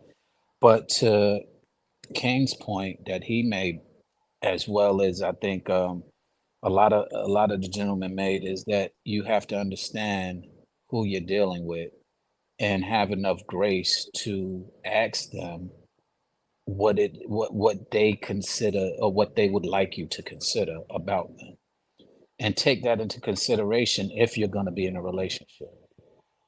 Because guess what, when you first start a relationship, usually you're on the phone hours at a time with that person, hours at a time, days sometimes at a time. And all of a sudden, not all of a sudden, but after a while, you learn not to appreciate that. Well, what I learned through the experience that I just was sharing with y'all is to appreciate everything. to try and appreciate every moment. Because what I do appreciate is that I am not as sensitive. If it was up to me and I didn't connect with my ex, um, my dog would have died in my arms because I don't go to the doctor. So it wasn't my first nature to and bring her to a doctor. And it was suggested of that. That was the first thing of my testimony that I didn't make mention of, is that I really didn't know what to do because I haven't, it wasn't my nature to do so. So again, it wasn't by my design that she's here because if it was up to me, she probably would not be here.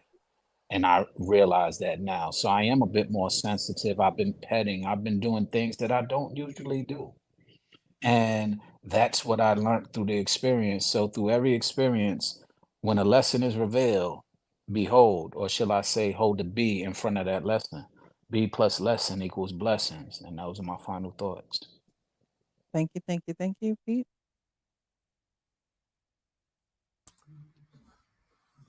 When it comes down to God, people take that as granted. Like, okay, I'll go to church next week. Next week becomes 2 weeks, 3 and 4. Let's go. Don't make excuses. Don't push it off. Let's go. And you're going to build that relationship. You're going to find the balance. And you're going to be a better person because you're going to feel better for yourself. Forget what everybody else talks about in church, does everything. Think about you and why you're there for. Thank you. King? I've got two things. The first thing was I really liked the video in which the guy talked about how a lady feels close to a man. There's something that I heard from you the first time, Precious, and that was being hot, honest, open, and transparent. I'm going to keep saying that until I'm blue in the face because I can see the value in how the communication is and the closeness is with the lady who I'm talking to now, being honest, being open, being transparent with her so that, she doesn't have to worry about what I'm thinking about, what I'm doing. And I don't have the stress of, trying to be a certain way. I am myself. I am honest with her. I'm open with her. I'm transparent with her. And, how she receives it is, how she receives it. And as long as she receives it well, her and I can rock together. She's hot. I'm hot with her. I can hope, even though I don't like living in hope, but, I can hope that she's hot with me as well. And I definitely rocked with that video. The second thing that I wanted to say, and I'm glad that our pain stayed on. One of the reasons why I like these men's panels is I like having different men from different backgrounds, different cultural experiences from different places come up and talk about this stuff because there are a lot of things that in our lives we've had that are similar. There's a lot of things that are different, but to have people from, our pain's been married almost as long as I've been alive. And initially, when he started talking, which is why I've learned you can't assume some things. Because initially, when he started talking, I was like, man, he's coming from a perspective of like a whole different generation.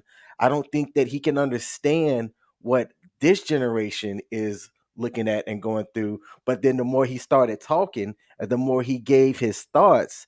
I'm like, man, even though he has been married, he still has what I can hear a knowledge for just how humans interact. And then he shared some of his thoughts with that and slowly won me over. I'm like, okay, this is why I don't assume because what our pain came on and shared in my opinion brought some value. So I wanted to make sure that I said that to him while he was still on here. Appreciate it. Yes, yes. I appreciate and thank all of you guys for always coming on Mondays and giving your perspective so we can gain extra understanding from you guys. Um, my closing words or my final thoughts would be um, make sure you're real with yourself. I always say that. I always say be real with yourself so you can be real with others. But when I say that, I mean even with the things that are going on in your life, whether it be everyday, day to day things, whether it be heavy things that it's like, oh, I don't know how I'm going to get myself out of this, or I don't know how I'm going to continue on with this, or what are the next steps.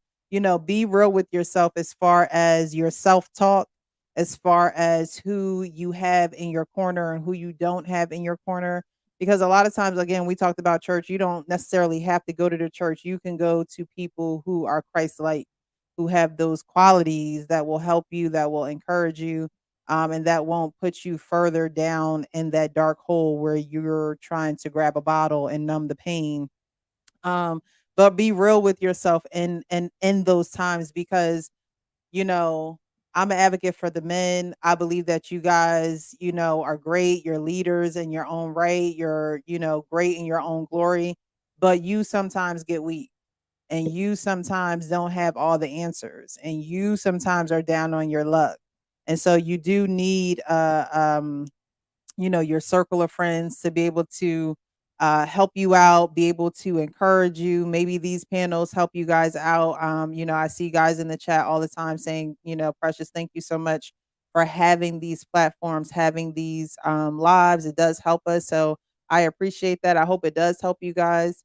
But just be real with yourself and know that, everything that we do is not in our own power. If we knew what tomorrow would bring, if we knew a lot of the troubles that come our way, we would probably go the other way.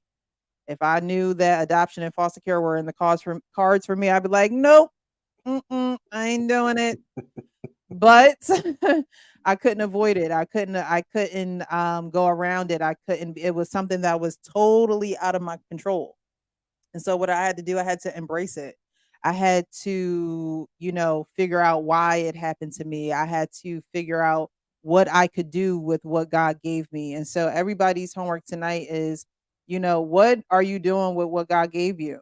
Are you talking to him about it? Are you being vocal? Are you questioning him? God, are you real? If you're real, show me that you're real. I do want you guys to be covered. You guys aren't the only people that need to be covering. You need to be covered too. And you need people on your team and in your corner that wants you to be covered just as much and just as well as you do the covering. So that's my prayer for you guys, to be covered and to, find that covering, or to embrace that covering, but also to question, is God real? Is he who he say he is? Is he doing things in your life where you're like, I don't know, what's going on? Those things that happen in your life is for you to question, is for you to bring up those questions so you can get deeper understanding. That's why I have these panels with you guys. I ask deeper questions to get deeper understanding of the male species. So other people out there can see how you guys are thinking and say, oh, okay, that's why they do that, or that's why they think like that, or that's why, they don't want to, lead in this, or speak up here, or maybe they're a little, apprehensive about this because of this. That's why we have these panels. And honestly, the same way people watching this on here is the same way that I watch church. So hey.